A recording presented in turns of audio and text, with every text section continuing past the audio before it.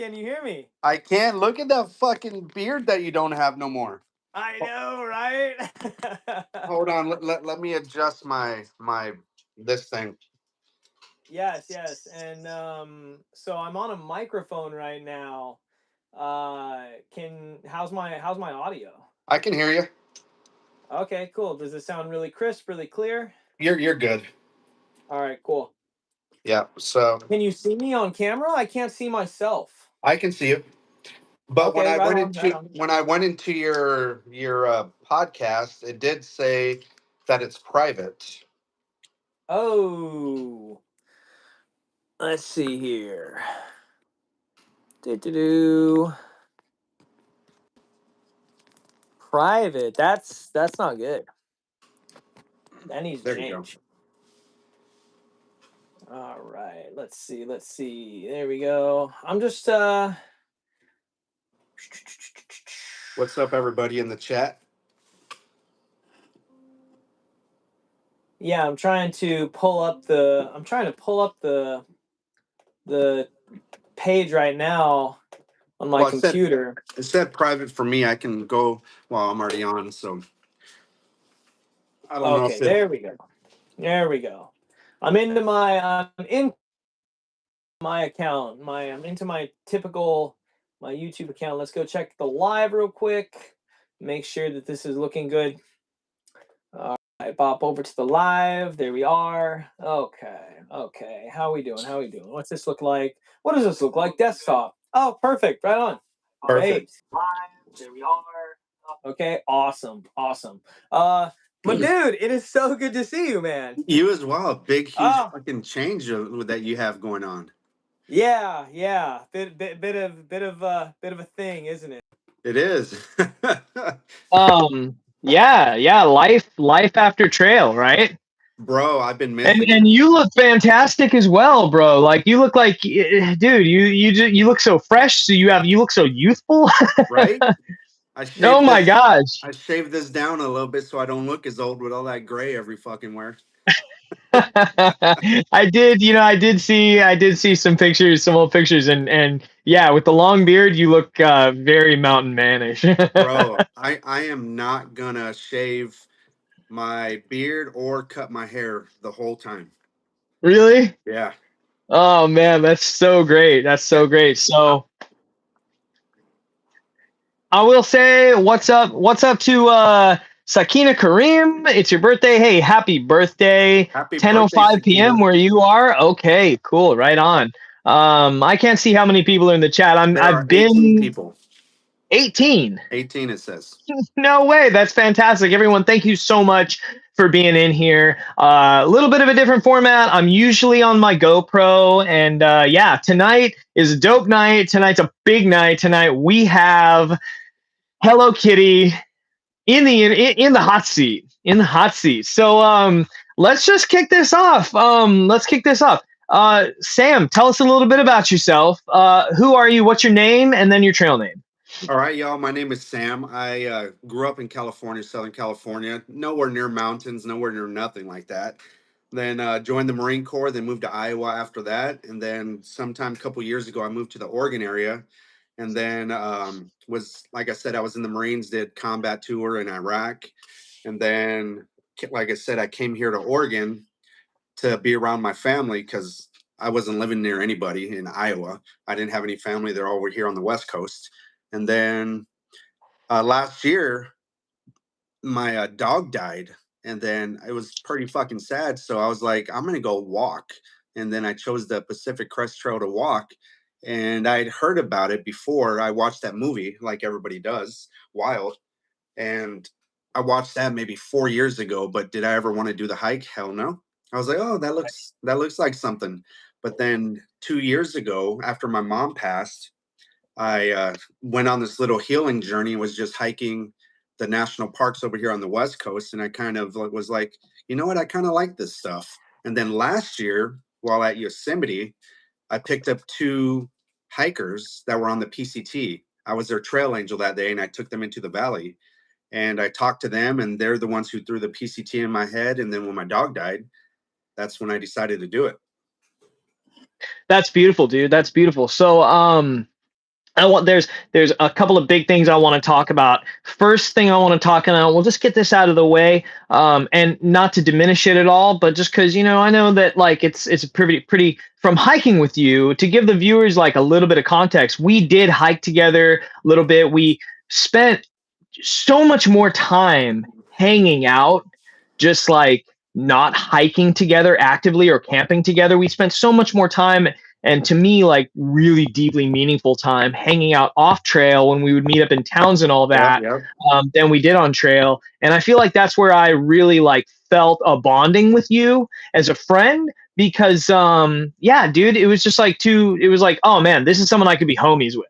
What's up, Like, Mercy? Yep. like fuck yeah, like we could just be homies, we could kick it. Oh, yeah. So obviously our hikes took us in different paths, we didn't hike together that much, but one of the things that was really like struck me was that you are a veteran and you have been in some serious shit. Yeah. Like you're not just like someone, you weren't just like, I mean, yeah, like when did you join the Marines? So I joined the Marines when I was 21 back in 1999. I was living in Iowa and I had a roommate back then, and I wasn't doing anything with my life. I was just at a bar bouncing. That was about it.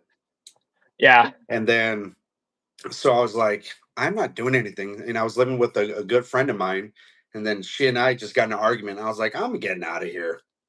And so we were at the post office, and then I seen a Marine Corps flyer, right? And I was like, I'm going to the Marine Corps. So the next day I went to the Marines and I said, get me out of here as soon as you can, or I'm changing my mind. And then so I went to the Marines, went to combat. I got stop loss because during time of war, they keep you as long as they want to keep you. So my contract was up, but because the war was going on, they said, no, you're staying longer. So I went to war, then came back, and then I got out. Wow. Okay. Yeah. After that, I worked at a maximum security prison for 11 years. And then got tired of that. I was missing every holiday with the family. And I was like, you know what? I'm going to resign this position. And then I went into sales. And then 2 years ago, I stopped doing that. And I've been on the road ever since. Wow. That's amazing. That's amazing. You've been in sales. So you and I, me and Hello Kitty, we met because I was in Tehachapi, California. Which is pretty early on in the trail. And I was hanging out with some other hikers. I was with Jimmy. Anyone in the chat who like follows the channel already, y'all know Jimmy. And we were hanging out. We were in Tehachapi, California, and we were hanging out with this trail angel named Sprinter. And Sprinter is an OG. He's an OG trail angel. Shout out Sprinter. Maximum blessings to that home ski. And he was like, hey, you guys, I have this intel on a couple of hikers that are on the trail right now, and they're slack packing from Hiker Town to Tehachapi, which is for those who don't know, that's a really common little section of trail where people will try and do it. It's about 45 miles where people will do it in like one stretch. And so they'll be like, oh, we're going to do the 24-hour challenge. It starts in Hiker Town, which is mile 500. And it ends in Tehachapi, which is, mile 550, whatever. And so hikers will attempt to do that stretch in like 24 hours.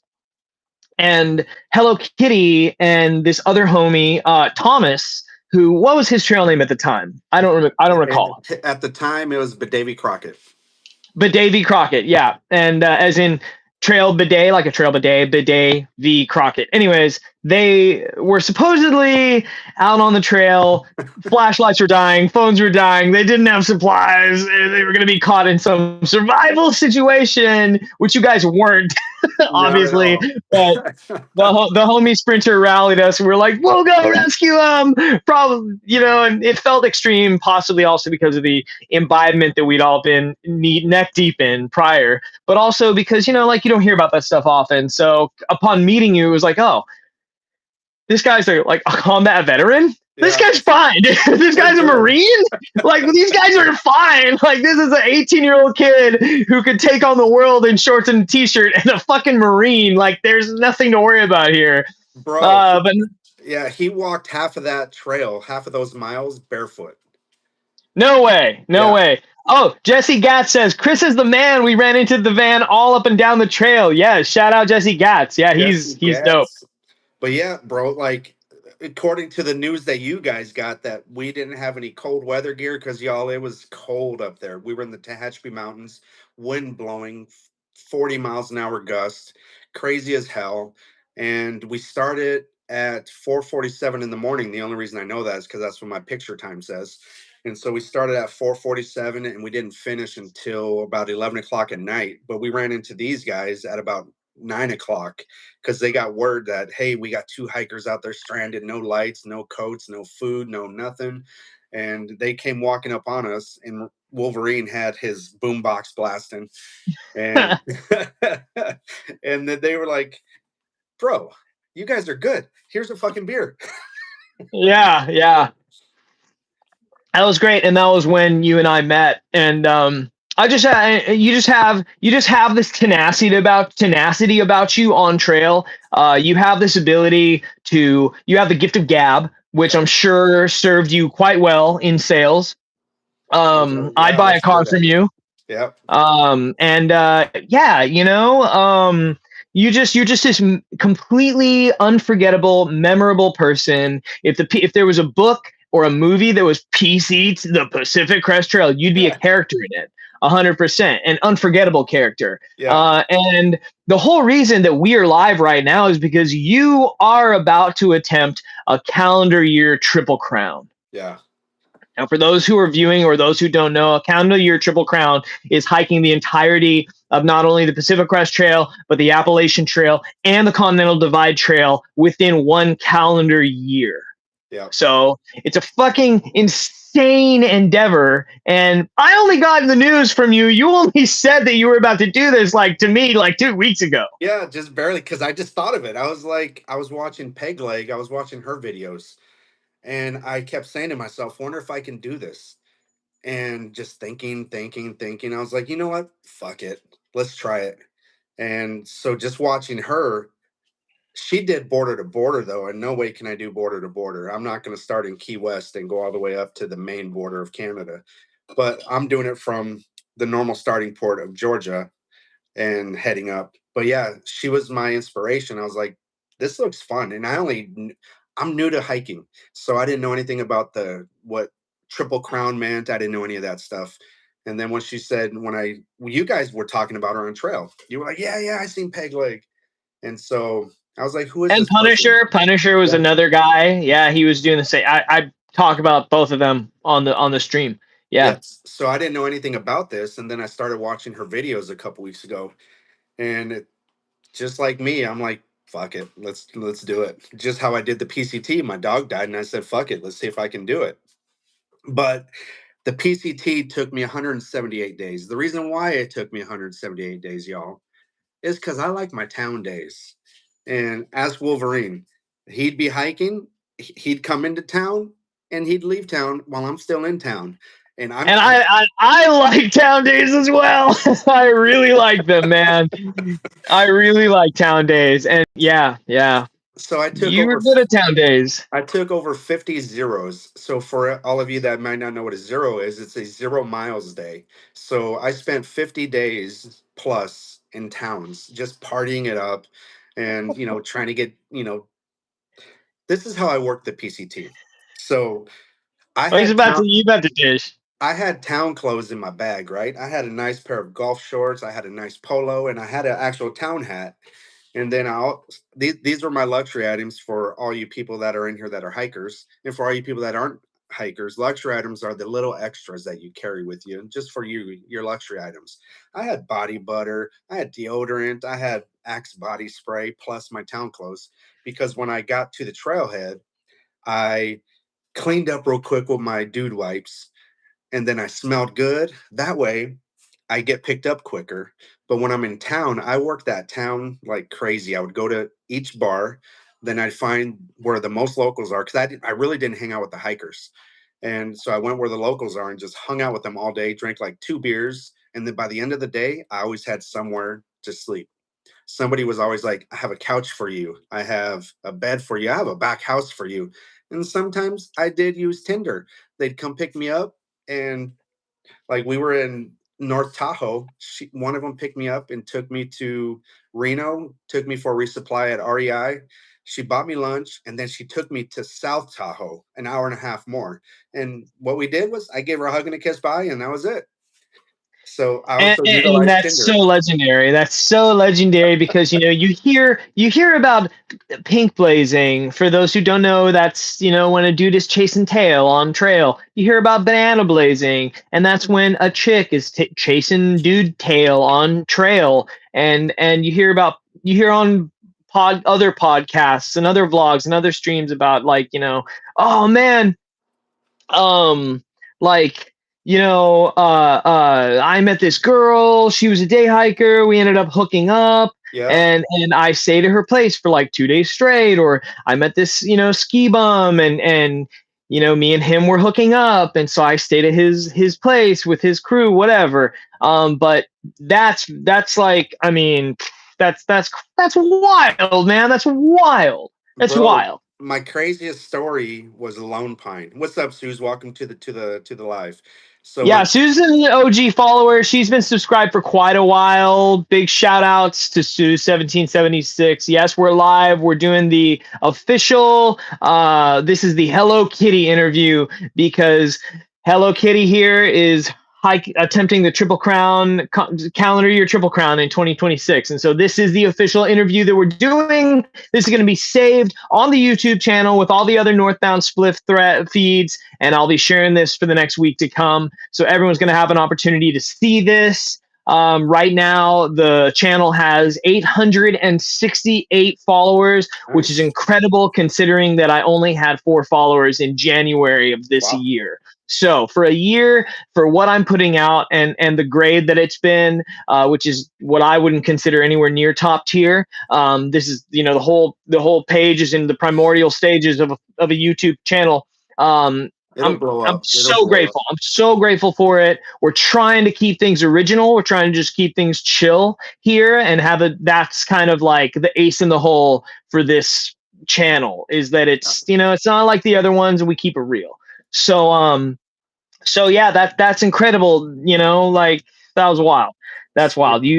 And I think that contributes to a lot of your amazing stories Yeah, so throughout the trail, because Wolverine has heard this one many times because I talked about it so much. I was in Lone Pine. I actually got a trail relationship for the whole month of June.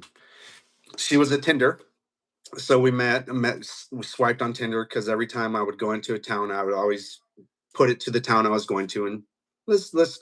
I actually, this is what I did. I just swiped. I didn't look. I just swiped. So because I wasn't there to actually like hook up, it was more for hey, because my profile said, hey, I'm hiking the PCT. Let's have fun and have drinks. But what turned out from that was I got a whole ass relationship for a month, the month of June. So I spent a total of 25 days in the Sierras and in Lone Pine, going back and forth. So she would take me to the trailhead, pick me up at another trailhead, resupply me, take me back home to her house, take me back out the trail, go to the next one, next trailhead, come back, resupply me. And so she worked at at a restaurant over there, and I would eat there for free and I drink for free while I was there, and it was like the best time. Awesome girl, and yeah, we had a good time. And she was like, "All right, it's time for you to go on your mission." And so June 28th, I headed out because I hiked in there June 3rd, and then I finally left June 28th. Yeah, yeah, that was the which last is time. that's wild, because I would talk to you. We talk on Instagram, and I'd be like, "Hey, where are you?" You'd be like, "I'm still down in Lone Pine. I'm back." And I thought you were just like never leaving Lone Pine, Yeah. when really you actually were. You were just bouncing back there. Yep. So yeah, that was the best. Like, she was pretty cool about it. She knew what I was doing, and she was like, "Yeah, I'll take you to Trailhead and feed you and resupply you and bring you back." And then just kept coming back until I told her, I was like, "I don't want you to drive further than Bishop, because that's already like an hour away. Like, I don't want you to keep driving all these miles." She was like, "All right, yep, just go ahead and head on your way then." So headed out and did that. So it's funny because I summited Whitney, and then while I was on Whitney, I got a text. She was like, "Hey, you want to go swimming tomorrow?" I was like, "Fuck, that's 22 miles backwards." I was like, "Yeah." So I left at 7 o'clock that night, and I hiked all through the night because I came back down and I went to sleep, and then I woke up and then I hiked out. and then I didn't get to Horseshoe Meadow till 11 o'clock the next morning. Oh my gosh. Wow. So I wanna touch on something, the Tinder factor. Now, this is something that like I don't think I know for a fact I have I typically I have this routine throughout the week of scrubbing Instagram, scrubbing YouTube, and scrubbing Facebook for all like trail related Mm-hmm. any kind of chisme. Basically, that's kind of how I'm like fueling the fire for this channel and this stream, the weekly stream, which is Tuesdays at 7 p.m. Is I figure, like, hey, the podcasts I listen to all the time that aren't trail related that I enjoy Mm-hmm. revolve around people just talking about goings on throughout the week and throughout life. And so, that's one thing that we commonly do as hikers when we're on trail is we're just talking about life. And so if we talk a little about life, we keep the streams interesting, maybe drop some information that you might not gather elsewhere other than from talking to fellow hikers. It might be something kind of interesting, and it's turned out that way. And so I scrub, all these different, avenues of social media, and I find the podcasts. I'm always looking for new outdoors podcasts. In this last week, I've discovered like 3 I never heard of. And the first thing I do is I get on to their feed. I watch and listen to their last, half dozen episodes and try and see like, oh, what's going on. And, then I scrub through their whole entire, like history. Mm-hmm. And I never see anyone talking about some of this tea that I have requests for in my DMs and things like that. Like, hey, we want to hear more about this, or hey, I want to hear more about that. And what you don't hear about are these things like everyone's on Tinder on the trail. Okay, folks, everyone is on Tinder. They are. If you get a match, some maybe not, but I used it. Like, no shit. I used it. It worked, and it was my profile said why I was using it. So there was no, hey, I'm in it for a long ass relationship. None of that stuff. It was like, hey, I'm here to have fun. I'm hiking the PCT. So they already knew what I was doing. They knew I was going to leave, and so it was just let's have drinks and have fun. That's all it said. Yeah, and guys were like, you'd leave a town after several days in a town, maybe 2 days or 3, 4, 5 days. Road trip or Nick says they're all on Tinder and most people get a trail boo. Yeah, this is true, dude. This is true. And like you see on Facebook and you see on Reddit before trail, people, it's already starting right now. We're in the throes of it. The pre-trail buzz that's going all over the internet, and it's hikers that are like, well, what's it gonna be like? Is there gonna be drugs? How many people meet each other? Is there gonna be babes? Is there gonna be hunks? Like what? And it's like the answer is yes. There's gonna be a ton of drugs. There's gonna be a ton of people hooking up. What's the hookup culture like on the trail? Vehement. Okay, healthy. Yes. So I went from a 1-person tent to a 2-person tent on purpose for that reason. So interesting. Yeah. 1 second you're all a trail family, and next thing you know, half your trail family is sharing tents. That's true. That's so true. That's so true. All of a sudden it's like, oh yep, fucking meatloaf and vinegar spice, they're a thing. And it's like, oh yeah, no, yeah, they share a tent now. No one says shit about it. It's just like, yep, that's the way it is. Yeah. One day you'll see that tramway with 10 tents out there. Then the next time there's 5. They're like, where'd everybody go? Oh, we're just in the same tents. Yep. So yeah. Finding love on trail, in my opinion, from what I saw, what I witnessed, not so much, man. Finding love on trail, I will say, I did finish with a couple. And he like proposed to her at the terminus, the northern terminus. Nice. And I was around a bunch of that. And obviously you hiked around Disco and Ice. Yep. So I summited Whitney with them. And oh, really? Yeah. So they've been traveling around the world together. She's from Germany and he's from Colorado, and they did the whole trail together. So they started at the same time, but they weren't a thing at the beginning. So it was this year. Yeah. So Wow. so like a month and a half in is when they started hiking together, and then they became an item. So yeah, I hiked maybe 300 miles of the Sierras with them, and then we summited Whitney together. Stayed then we slept on top of Whitney. So we cowboy camped up there and cuddled up to each other because it was so fucking cold. It was below freezing that night, and the wind was crazy on June 15th. And but yeah, so they're an actual couple that are still a couple. And that's a beautiful thing. And I saw a ton. If you've Nice. never hiked the PCT, nice. Yeah, shout out Road Trip or Nick. Yeah, if you've never hiked the PCT and you're gonna hike the BCT, or if you've hiked the BCT, you're familiar with the blazes in Northern California and Oregon. They put blazes on trees. They're small markers. They either nail them into the tree or affix them to the tree, whatnot, and it just marks your way down the trail. And on the PCT, a lot of them are blank, and so people will graffiti and scribble on them. And it's cool. I think it's cool, and I would always see Disco Loves Ice What's on up, them. Elk Disco River Loves Live? Ice. Yo, hey, you know who that is, right? Yeah. Yeah. Let's go. So Disco and Ice. Yeah, so there was romances on trail. Definitely, not out of the question if you never hiked the PCT. So to get back to your adventure, your journey. Mhm. Talk about Oregon a little bit. Talking like you did Oregon in a really unique kind of a way. And you're from Oregon, aren't you? Yeah. So I came into Oregon, and again, that's actually where I waited for you guys, right there in Yep. Ashland. Yep. Yeah, I waited for you guys to get there because I lived in Ashland, so I didn't know very many people when I lived there, but I knew a lot of the people in the area, and so I just went there. My sister lives right here in Grants Pass, and so I came to my sister's house. I don't know if you met my sister. No, you I met. don't think so. No. Nope, you were in Walmart when she came through.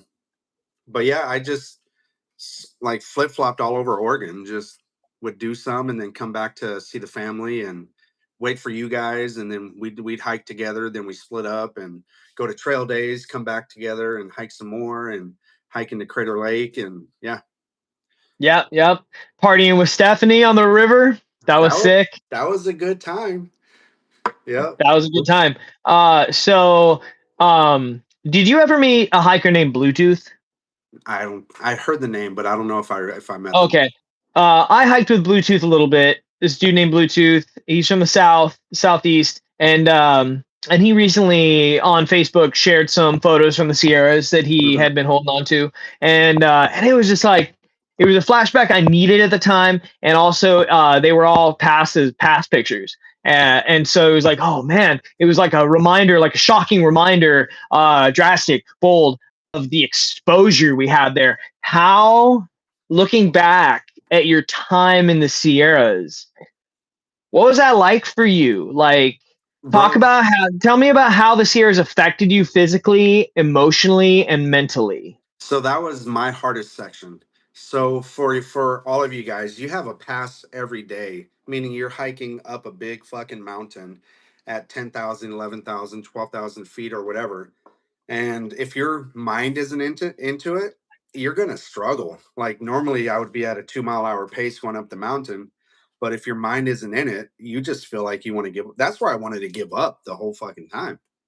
Every pass, like going through the Sierras, and then I normally hiked alone, and so then I met up with Disco and Iceman in Lone Pine. So we hiked for a couple of weeks through there.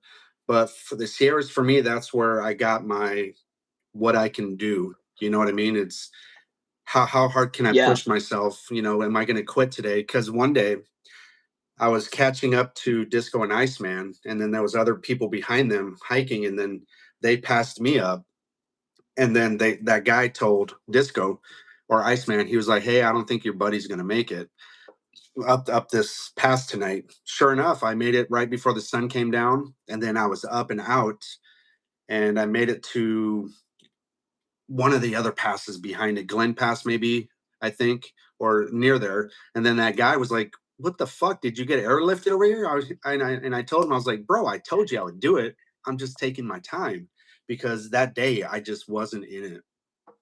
Like, I didn't want to be there. I was like, fuck this. I was never going to quit, because there's no quit in me. But the Sierras it's going to push you mentally and physically. And Yeah.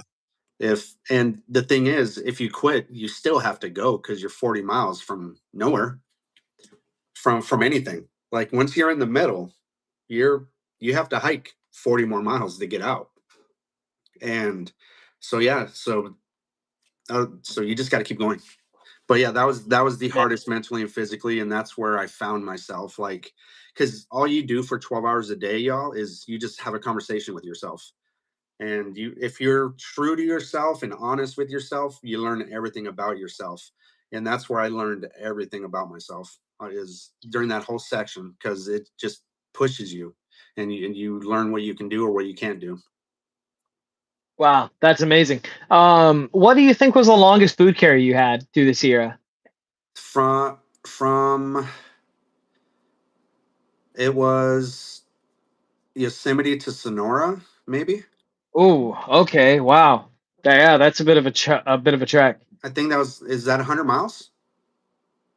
Pretty close. Got to Yeah, be right around there. Got to be right around there, and a lot of elevation gain. A yeah. lot of elevation gain and loss. That is a huge. That section was gnarly. I ran into a dude named Corn Pop in that section right around mile 1,000. That was motoring. Dude kept like a 3.6 mile an hour pace with double Hell, knee braces, and he'd done the AT. He'd done a bunch of other trails, and I ran into him one day. It was the day I cleared the 1,000 mile mark, and I was like, "What do you think of the trail?" He'd never hiked it before. He was like, "Man, mhm. fuck this section," and I was like, "Oh," he was from Kentucky, I think. He was like, "Yeah, man, fuck this section. It's terrible." And yeah, he just gotten really used to the nicely graded trail and the nice, because the Mhm. trail's graded for stock animals, unless you're in the Sierra. So everything that was, all trails that were created on the PCT before it was like designated the PCT, they're steep. They're so steep and they're unruly. Yeah, So Mather Pass, the snow was still there, so the trail you didn't see the trails, so you had to mountaineer down those rocks. You actually had to climb down rocks, and right there was probably one of my most dangerous parts, because really, if you slip, you're sliding down that mountain. yeah, And like, I'm not a professional in self-arresting, but I didn't I didn't feel confident that I can pull that axe out in time and stop. Because right. yeah, but yeah, Mather Pass for me, because there was still a lot of snow up there in June. There was no trail, so people were just climbing down those rocks and Yeah. Did sliding you back ever have any issues with altitude? Did you ever have any altitude sensitivity on in the Whitney. Sierras on Whitney? Only Whitney. Yeah, Okay. yeah, because I had a little What was headache, that like? so I couldn't breathe most of the way, because I had to stop like every 200 meters and take a good breath. But I kept going. That didn't stop me much. There was no air up there, so I had to stop more. But when I got to the top, I had a little bit of headache. But overall, the altitude didn't affect me. Nice, nice. So So I like was what kind of mileage did you start with on the trail in general? Like when you like first got going, like what was your like daily mileage like? so day one, I left Cleve Campo area with the Triple Crowner. This was going to be her Triple Crown. So it was funny how we met. Her name is Sprite. She's Canadian, and Oh yeah, I hiked with Sprite. She hiked with her trail boo, as a matter of yeah, fact, was Flash. Flash. Yeah. Yeah, uh-huh. Yep. So she and I started together, and this is how we started. She came up to me. She was like, "I pick you." I'm like, "Pick me for what?" She's like, "We're hiking together." I was like, "Okay." And so, since she's used to it, we started at 15 miles. And then, Oh, yeah, so we would do 15-mile days for the first week. And I couldn't keep up with her. She's like 5 foot and would just go. Me, yeah. I weighed 50 more pounds than I do right now. And so I really couldn't keep up. So that's where we split ways. And then I would go to maybe 10 to 12 miles for like 2 weeks or so. Then I went back up to 15, and then we get to the 20s. But yeah. So when you everyone says that when you get to the Sierra Nevada, most people are doing big miles, but then your miles drop off once you get into the Sierra Nevada mountain range because you're strong. Sure. By Mhm. the time you get to the Sierras, you've done over 700 miles. So you're strong, you're fast, you're efficient, but then you get into that elevation Yeah. and you see those miles kind of sort of start to drop a bit because you're making up for it in gain and elevation. I had elevation sensitivity. What kind of mileage were you doing So before you got up into the I Sierras? I dropped, so I was only doing one pass a day at that time. So, but I would still do like 25ers, going through there. But mainly I dropped into the lower teens. Yeah, Mm-hmm. Mm-hmm. the lower, no more than 15. Yeah, I Yeah. was there for quite a while. Yeah. Yeah, Sue's nobody really carries any rope because you actually have to carry all your gear, and rope is going to be heavy.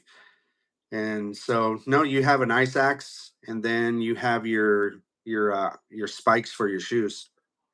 Yeah, it's a really good question. It's a really good question, actually, because I mean we're all up there with ice axes, so like someone might think like, well, why are you roped in then?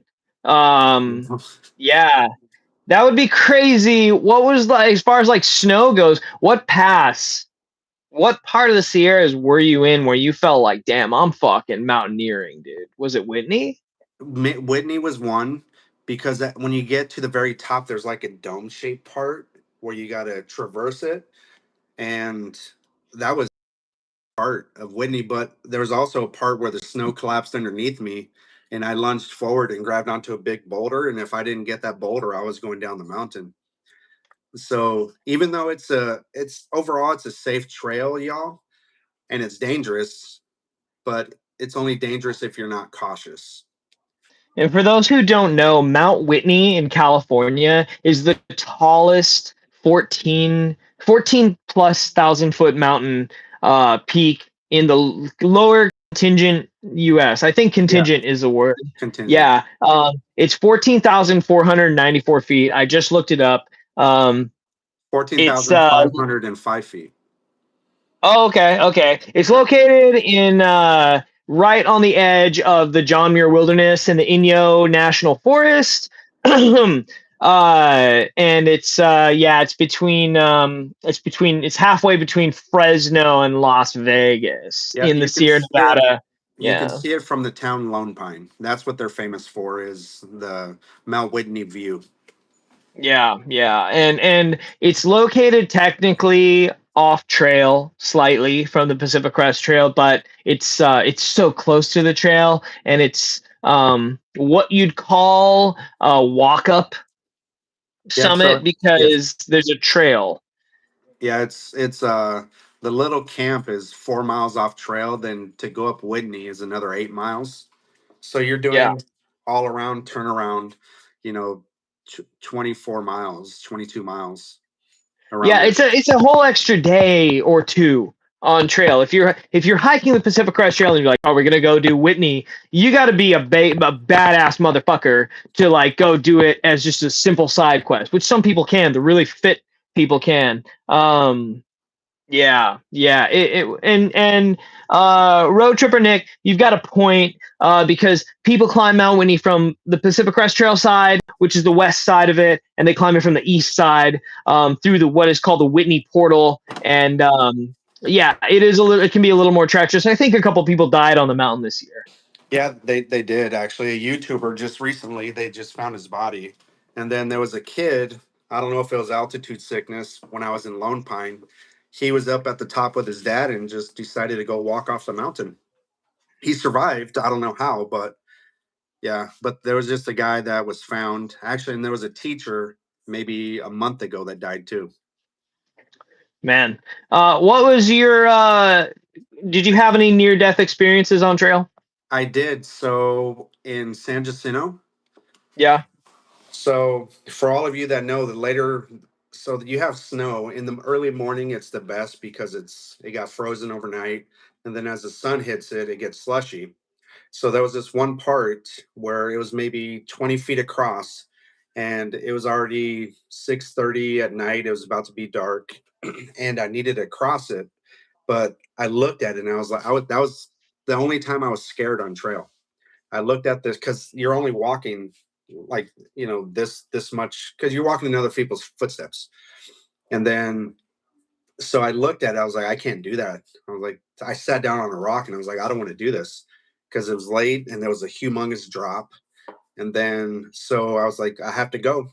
And so I was walking and I had my poles in my hand, and then the snow collapsed underneath me because it was slush now. And then I was flailing, and then my left hand just happened to stick, and it got stuck in between a rock and the melted snow. So it went all the way down pretty much to where my handle, and I was dangling down the cliff from my poles. So good thing it went all the way down, or my pole would have snapped. So it went all the way down to my handle, and so that's how I didn't fall, because I was just dangling. So that Oh was my gosh, man. And what's crazy is probably 2 hours earlier, I didn't use the straps on the poles. So I was walking on the snow again and I slipped, and then my poles flew way up in the air, and one went like 30 feet away. And I was like, I should probably put the straps around my wrist. And that is why I didn't fall.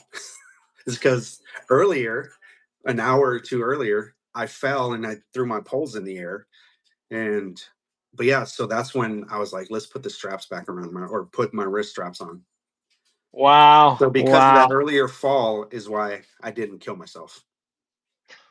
Oh my gosh. Yeah. That's incredible because, there's like, I feel like there's two ballparks when it comes to the risks on the Pacific Crest Trail. There's the people who are like, oh, this is the easiest shit you could ever do. There's no chance you could ever even like, what? Having to press your SOS button on your Garmin device. Like, psh. But then there's another side of the coin that is like, well, no, actually, there's a lot of stuff that could totally Oh yeah. fucking kill you out here. Yeah. So I was walking on the trail further north in California, then the trail collapsed as well. The dirt at the edge of the trail broke apart, and there was a bush, a humongous bush, like 2 feet down. And I fell into the bush. If that bush wasn't there, I was rolling down the hill. Oh my gosh. And like that happened to me a couple of times, maybe two or three times across the whole trail. That was the whole extent of the entire journey where, like, and these are like little things that you don't even think of that like, like it doesn't end up on YouTube or Instagram because those are moments that they just happen like that. And then you walk away and you're like walking and you're hiking and you're like, oh wow, I totally could have just like died right Yeah. um Because, bro, like every part of because you remember walking on the sides of mountains on maybe 12 inches or less path. And yeah. anytime you could have tripped and fell over. Like, Well, yeah, it happened to me in Section J up in Washington. It was dark. I was pissing off the edge of the trail, and this rock just slid out from under me. Next thing I know, I'm like 30 feet down, and it took me like half an hour to climb back up. I lost a trekking pole. I lost a water bottle. I was like, oh my God, dude. Like, this could have been a nightmare. This could have been some like missing 411 shit. I had a text come in from my boy, shout out Foxy Worldwide. He had a question for you. Have you experienced any sort of maybe what you'd call like long-term negative side effects or health changes in your body since you've been done with trail? no, the only negative is the trail depression. That's post-trail depression, y'all. That's a thing. Because you're Yeah. hiking 6 months, you're in the wilderness, and then you get out of it and you're around negative people all the time. You're around the public again, and it's just like, fuck. And like, you want to be out there because that's like the best experience of your life. It's the most peaceful experience, the greatest people you'll ever meet, because you all have the same goal, is Canada. You're going through the same pains and aches and bleeding from falling. You're going through everything. Like, I equated it to my time in the Marines because we were all going through the exact same thing, and the camaraderie of what we were doing related to it was the same thing on the PCT. Yeah, like a myriad of a patchwork of different people from all different walks of life. But, we've all got blisters on our feet. Oh fuck. Or, I mean, or you guys, you closed toe motherfuckers. No, I'm just kidding. But, I had blisters so bad from Eagle Rock to the next stop. It was like 9 miles. It took me 7 hours to go 9 miles. really, was Yeah, that your worst blister experience or that what? was my worst. Whoa. Did you have like big ass blisters that you were like peeling skin off of? How'd you treat them? So being in the Marines, so doing what we did, I was already prepared for it because Right. that's the you learn to survive in the Marine Corps, and so you know Hmm. how to do self care, self first aid and all that stuff. And Right, right. so I knew not to peel the skin away. I knew just to poke a hole in the blister, drain it and put something on it. And so I was pretty good with that.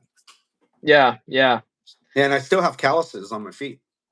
Really? Yeah, blister What was calluses. your overall best I mean, what was your footwear like on trail? Did you switch around your footwear a I lot to find the right footwear? Because I I know you did. finished in what, No, topos? I finished in I'll get back to that when I could think. But I started in ultras, ultra Tim 4s, and they were starting to fall apart on me. So got rid of those at um what's the first nice trail town? Fuck. What are the first Uh trail towns like 70 miles in? oh yeah. Julian? Julian. I went to Julian Because they two. have a gear shop Yep. there. I went to the Yeah. hiker store Shout out there. to what's the name of there? 2 Foot Adventures. 2 Foot. Yeah, shout out 2 Foot Adventures. I got a Sun hoodie there. So you switched up footwear in Julian. In Julian, I went to Okay. Topos, and then I hiked with 3 pairs of Topos, and then no, actually, I went to Olympus fives. Sorry, my bad. So Oh, I went okay. to Olympus fives Those have a after bit of a that. heel stack in them, don't they? Yeah, there's zero drops, so I Oh, learned okay. after that no more zero drop, and then That doesn't work for you. no, at Hikertown is when I went into Ridgecrest down in LA area, and that's where I got Mhm. topos, and that's what I bought now. So I'm starting with topos, and I'm just going to use topos. The Topo Ultra Nice. Venture Force. Nice. Yeah, Nice. Okay. Are those expensive? 155. So y'all, Oh, okay. most trail shoes, trail runners are going to be 150 and up. Yeah. But I think, what do you think? Hokas are the most expensive? I've been, I don't. Hokas are expensive. They are. They start at 155 and up too. I'm gonna search it right now. I'm gonna search Hoka Speed Goats. Hoka Speed Goat 5. Let's see what these come up as. I mean 154. Yeah. Yeah, yeah, you're right. 155. 155. Yeah, but the Hokas are cool. What was the most common pair of shoes you saw? What kind of shoes did you see? Like, what did you like? Actually Hokas. I think Yeah, Hokas and Topos. yeah, Actually, the top three: Ultra, Hokas, and Topos. yeah. Ultras, Hokas, and Topos. Man, did you do the toe sock thing? Because I know a lot of people were combining the toe sock with like a normal sock. So I did do the toe sock at first, but then the toe on my right foot next to my big toe, it always felt like it was being squeezed. So I don't know if my toe was getting bigger as I was walking, and then it was just squeezing my foot at the bottom of it, where you slip in your toe. Yeah. So I stopped wearing them and just had my darn toughs on. So what about river crossings though, as far as footwear? Because in the Sierras there was river crossings. You wore slides? You wore slides in the rivers? No way, dude. Homie wore slides in the rivers, dude. Yeah.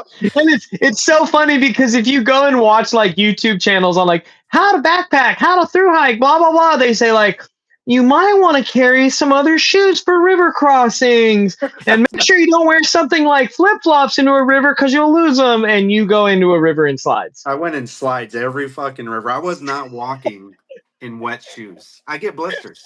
I will not walk in Yeah, wet shoes. So yeah, yeah, every river crossing that didn't have a tree across it, I I took my shoes off. I put them yeah. on my pack, and then I walked in my slides. Yeah. Did you ever fall in any rivers? Ever have any sketchy river crossings? I am glad to say I didn't fall in any river, but I did have a sketchy tree crossing where Oh, I fell off of the tree, but I landed on the bank. And oh, okay. yeah, so, and that was like at 11 o'clock at night because I did a lot of night hiking too. You did, Yeah.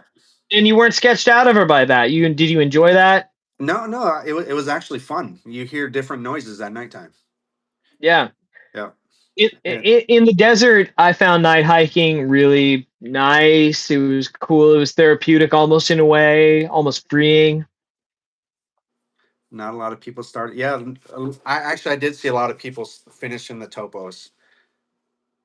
Jesse Gatz, I did my homework. Everyone said they held up best. Okay. Yeah, But I don't yeah, know if you heard this often, but I heard a lot of really poor feedback on the ultras. People I saying, hate them. really. Yeah, I will never get ultras. My calves and my Achilles hurt every single fucking time. Yeah, everyone said that, up until 2005, the ultras were made of like material, and now that feels like they're made out of plastic. Okay. Like I go with topos for the Vibram soles. Yeah, Like yeah. those, And I mean, Vibram's on everything, but it's on everything for a reason. yeah. When you got Yeah. that Vibram stamp on there, dog. I can't think of the name of the shoe I finished in, and it wasn't even a trail runner because I bought it in that Germantown, Leavenworth. Leavenworth. Yeah, they didn't have trail runners, so I used trail shoes, not trail shoes, but running shoes. And yeah, I finished in those. They were super cushiony, and I loved them. That's awesome. Yeah. That's awesome. As far as your diet on trail, did you ever feel like, oh man, like I'm eating like shit right now? Like, Bro, what, like, I ate like shit the whole time. That's probably why I lost 50 pounds. So my breakfast consisted of two oatmeals, and then when I got tired of oatmeal, I went to peanut butter and granola. So I'd take a few spoonfuls of peanut butter, eat it, and then just do granola. And then I got tired of that, and then I got powdered milk and Lucky Charms. And so I would eat that. So that was my breakfast every day. I never ate lunch. I just snacked throughout the day on my beef jerky and gummies. And then dinner time at the beginning, I'd make my own burritos. It'd be pepperoni, salami, real cheese, the pepper jack cheese, some Fritos, hot Fritos, some bacon bits, and pizza sauce. And then I'd roll my burrito up and I'd eat it. And then I finished like the last few months just eating ramen. yeah, yeah. So did you cold soak? Did you always carry a stove? I so Sprite. She was like, "You should probably send that home because you can just cold soak, and it's an extra pound that you're not going to carry." I did it one time. I made a ramen bomb. I was like, "Fuck this! I'm not going to cold soak ever again." Instant cancel. Oh, dude. Yep. So I messaged my boy where all my stuff was, and I said, "Hey, will you send me back that stove? I need my stove and my pot." Oh no. Yep. Oh my gosh. All right. So Yeah.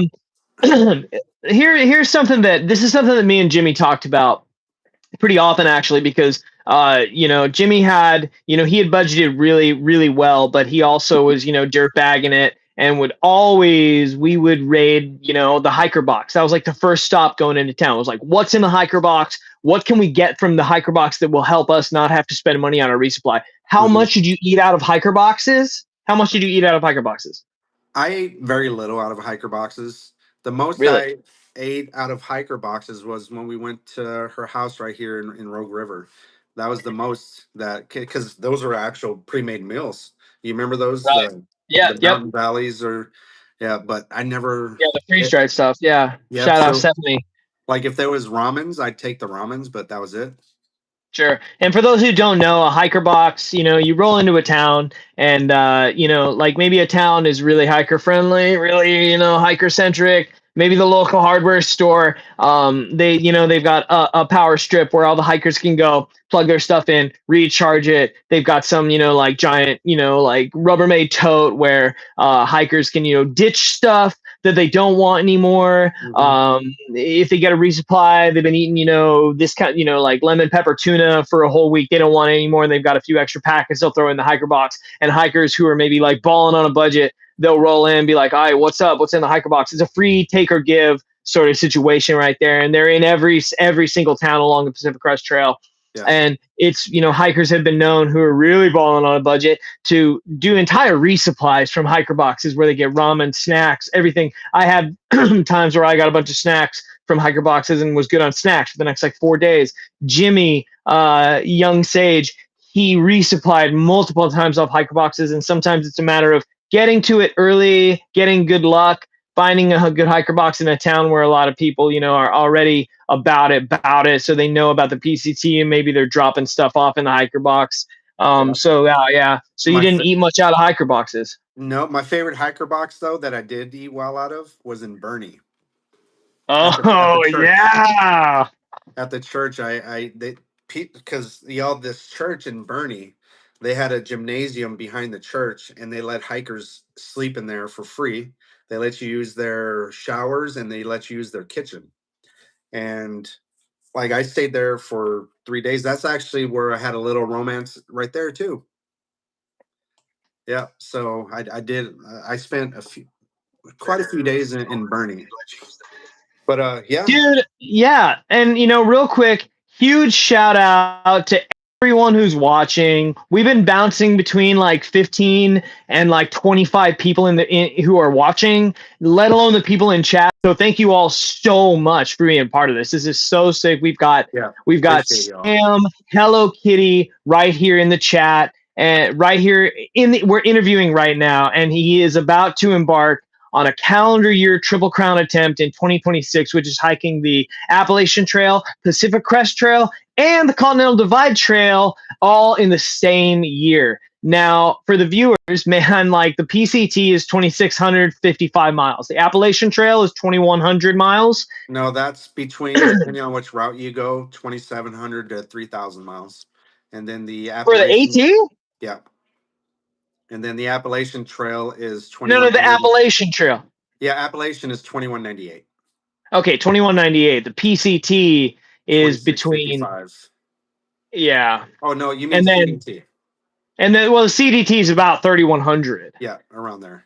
Yeah. Because on the CDT you have multiple routes that you can take.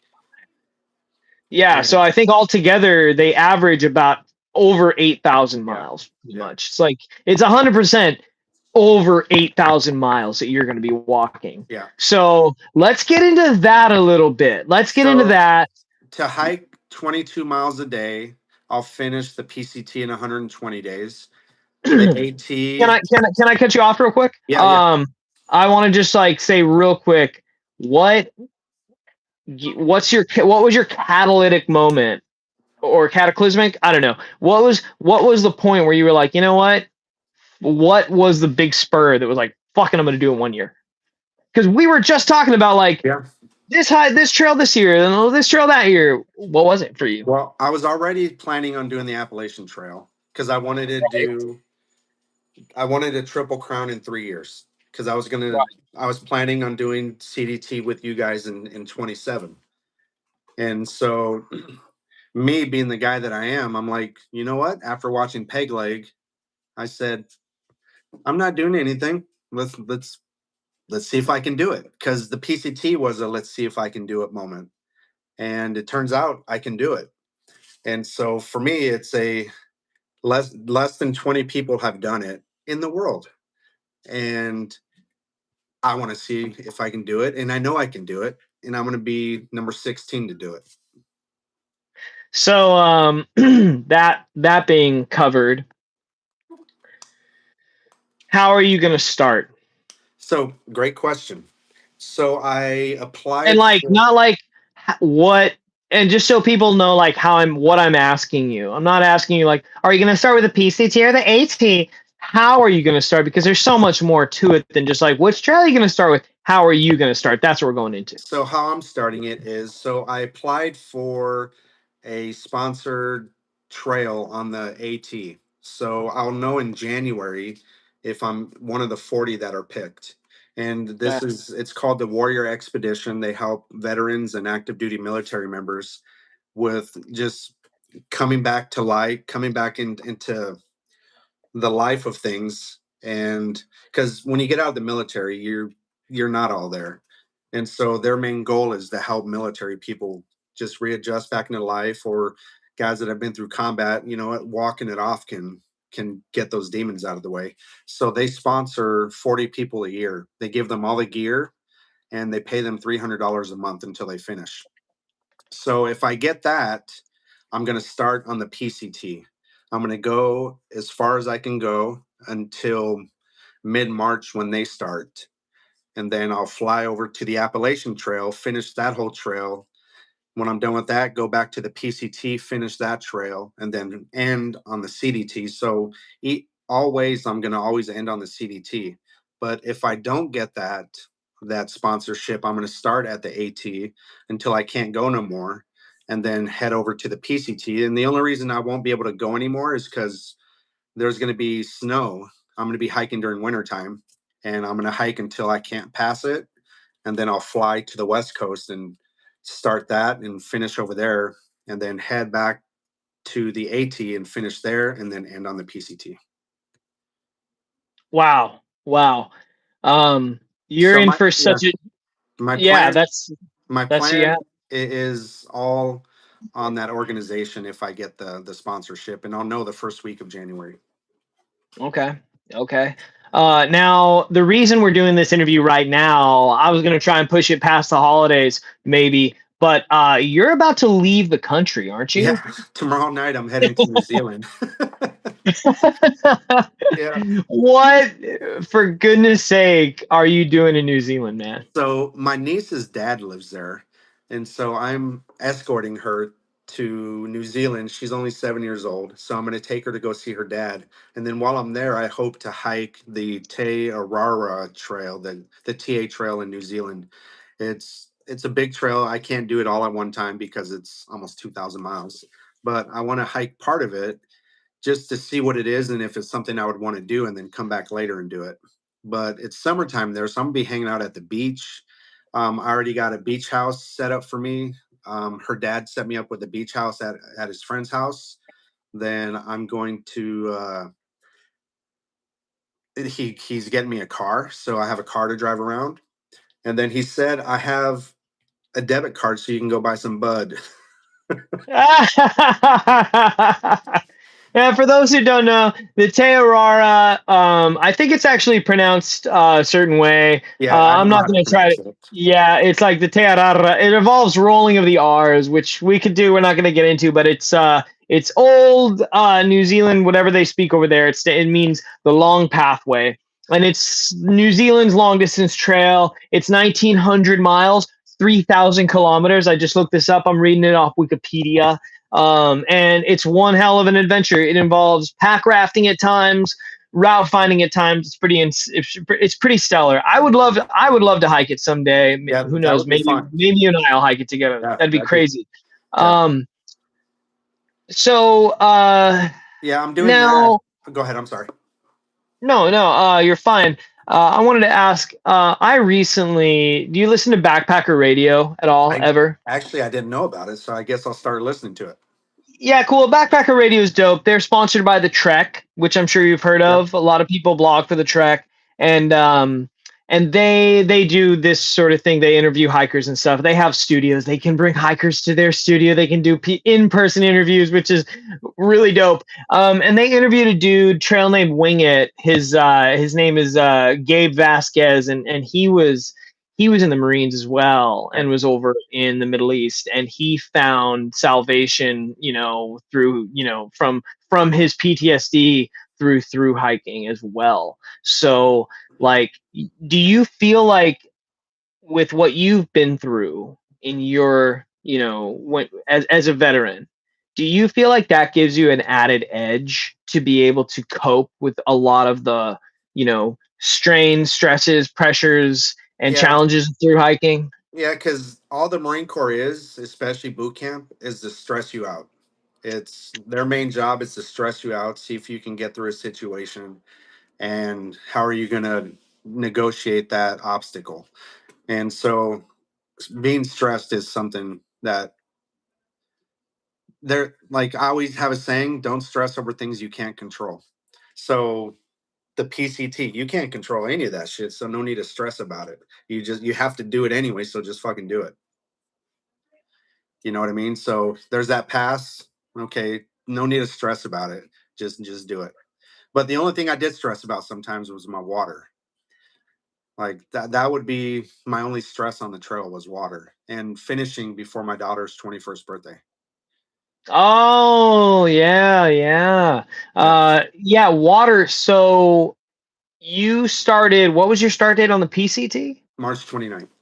March 29th. Yeah, and my start date was March 20th. Now, it's legendary, the water issues on the Continental Divide Trail. Yeah. Now, when I hike it, I'm going to be going southbound. Are you going to be going southbound or northbound? I'm gonna be going south. Okay. Yeah. And now we're talking when you're down in the south, the Continental Divide Trail runs through. Is it New Mexico or Arizona? New Mexico. New Mexico. So I'm just gonna search how many miles of the Continental Divide Trail are desert. New Mexico. It's 3,100 miles. Yeah, I mean it's all of New Mexico. It's all of New Mexico. Yeah. Yeah, and there people tell horror stories about getting water from cattle Horse ponds, troughs and horse cattle troughs. ponds. Yeah. That's the worst. Yeah, so I'm really interested to see how your gear's gonna change. So I feel like I could totally. Yeah, I've already from my base weight when I started the PCT to my base weight right now, I'm like 12 pounds lighter. It's wild. That's wild. Because you learn. So base weight, y'all, is everything in your pack minus food and water. And when I started the PCT, I was at like 30 pounds base weight. And that's what I ended the PCT at with water and food in it.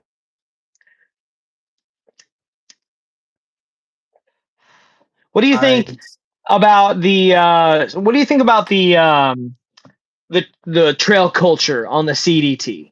And I'll ask you about the CDT because that's what's coming up for me, and I know you're going to be on it. You're going to be on it before me. Yeah. There's a lot less people on the CDT than the PCT, and So I've never done the ET, but the best I know that's thing how about it, social. like you had your Tramley, you had Electrolyte and Jimmy, so you guys hiked a lot of the time together. Me, out of the 6 months hiking, I hiked maybe 30 days with people. So Wow. I'm used to hiking by myself. Yeah. There's supposed to be a lot more needs for hotel stays on the CDT because of the remoteness of it. Mm-hmm. Yep. So I've already planned one hotel stay a month. Okay. Because you know my fund situation. So Right. I have to buy shoes probably twice a month or almost twice a month because I'm going to go through maybe 15 pair of shoes. And then that's going to be the biggest cost. And then food, I don't go through a lot of food, or ramen noodles don't cost much. So I already planned for the whole thing. I have 9 zeros planned, so 9 hotel stays. So, but we sleep outdoors anyway because you know it sucks to pay for a place to sleep when you could do it for free. Are you gonna vlog the hike? I'm gonna do all of that. Yeah. Okay. So cool. every day is gonna be recorded. Miles, it's gonna be exact miles, what mile I started, what mile I finished. Day one is gonna consist of how I wake up because I'm gonna do it all different because I've been watching all these videos. I watched your videos because I didn't know what I was doing. And so I've been learning by watching people's videos, and every day of the PCT is gonna be accounted for, or the Triple Crown. Yeah. So then go ahead. when I get to town, I'm gonna do what you did. Go to the room, go wherever, hit a Wi-Fi, and start uploading. That's amazing. You're gonna obviously Be using a Garmin. Yep, or similar to the Motorola. Yeah. Yep. Yep. Okay. Okay. Now, I mean, an entire year. Are you gonna have? Are you? You're gonna be just like neck deep in the adventure, dude. Yeah. People are gonna want updates. Where's gonna be the best place to find you? Is it gonna be Instagram? Instagram. So Sam Marines, Sam_Marines 0311 on Instagram. Okay. Sam Fierro, Fierro on Facebook. And then TikTok is Sam Marines. And then Hello Kitty right here. Hello Kitty Yeah. Hikes. I'll put all your information in the description for this video. I'll put it all in there. Now on the PCT, you used a tent. You think you'll rock with a tent again? You Yeah. think you'll go like super ultralight? Okay, Yeah. cool. And are you gonna start? Do you think you'll start maybe like a GoFundMe or something like that? So people, is there gonna be a way that people can like donate to this? Yeah. The first time fun thing you said that is my Marine buddies funded my whole thing. I didn't plan on doing the PCT. Like that wasn't even a plan. But when my dog died, I was like, let's go walk. And I told my buddies about it. They're like, what gear do you have? I was like, I don't have anything. So they bought all my gear and then they set up a GoFundMe and they raised almost $2,000. Amazing. Yeah. But this time people kind of complained, hey, what, it's no fair to donate to you when you're just on a vacation. Nobody donates to me for my vacation. So I'm just gonna throw my PayPal's and Cash Apps and throw those up. And if you want to donate to it, then donate. I'm not gonna ask this time. Cool. Let's get into some controversial topics. Let's do this. About the trail world. On that note, let's start with this. How do you feel about individuals attempting a through hike, supplementing some of their costs using things like EBT, for instance, to buy groceries at resupplies? And you can give your take, and I'll give mine too, because mine's a bit spicy. Like EBT, if you're putting all the effort in to go on a hike, you can put all this effort in to go get a job. Yep. I feel the same way. Yeah. I feel, and because at the start of my hike, I was explaining my financial, situation to some people, some, close people of mine. And they were like, one of them was like, hey, like, why don't you apply for food stamps? And I was like, what? What? Like, that never occurred to me. No. And they were like, yeah, you're unemployed. You technically qualify. And I was like, bullshit. And I guess I do. But instantly that thought was driven from my head by my comments. I was like, what the fuck, dude? Yeah, like, what the fuck was it? And I ran into some people who were doing it. Wow. No, so and they were like, yeah, I pay taxes. They take this shit out of my paycheck. I'm gonna get mine. And I was just like, in a tax return. You get it in a tax return. Yeah. Yeah. No, like, growing up, I was super poor, homeless twice. And my mom used food stamps until she didn't have to use food stamps. So she used it until she got a job. She wasn't the one to just sit around and like, all right, gimme. She was like, no, I don't want to be on this shit, but I need it because I have kids and I need help. My dad was in prison most of my life. And so she needed help. Like I would get jobs at McDonald's and Pizza Hut to overmake the food at closing time so I can feed my brothers and sisters and my mom. Because at one point in time, it all goes in a line of things. You lose your electricity, you lose the water, you lose the gas, and then you lose the home. So there was at one point we were at no electricity. So I would steal the electricity. I'd break the lock on the box open and I'd boil enough water to give my little sister, she was an infant at the time, enough water through the coffee pot because it strains real fast to make her a hot bath. And then I'd turn it off real quick. And then I'd bring home burgers, nuggets, and pizza at nighttime to feed them.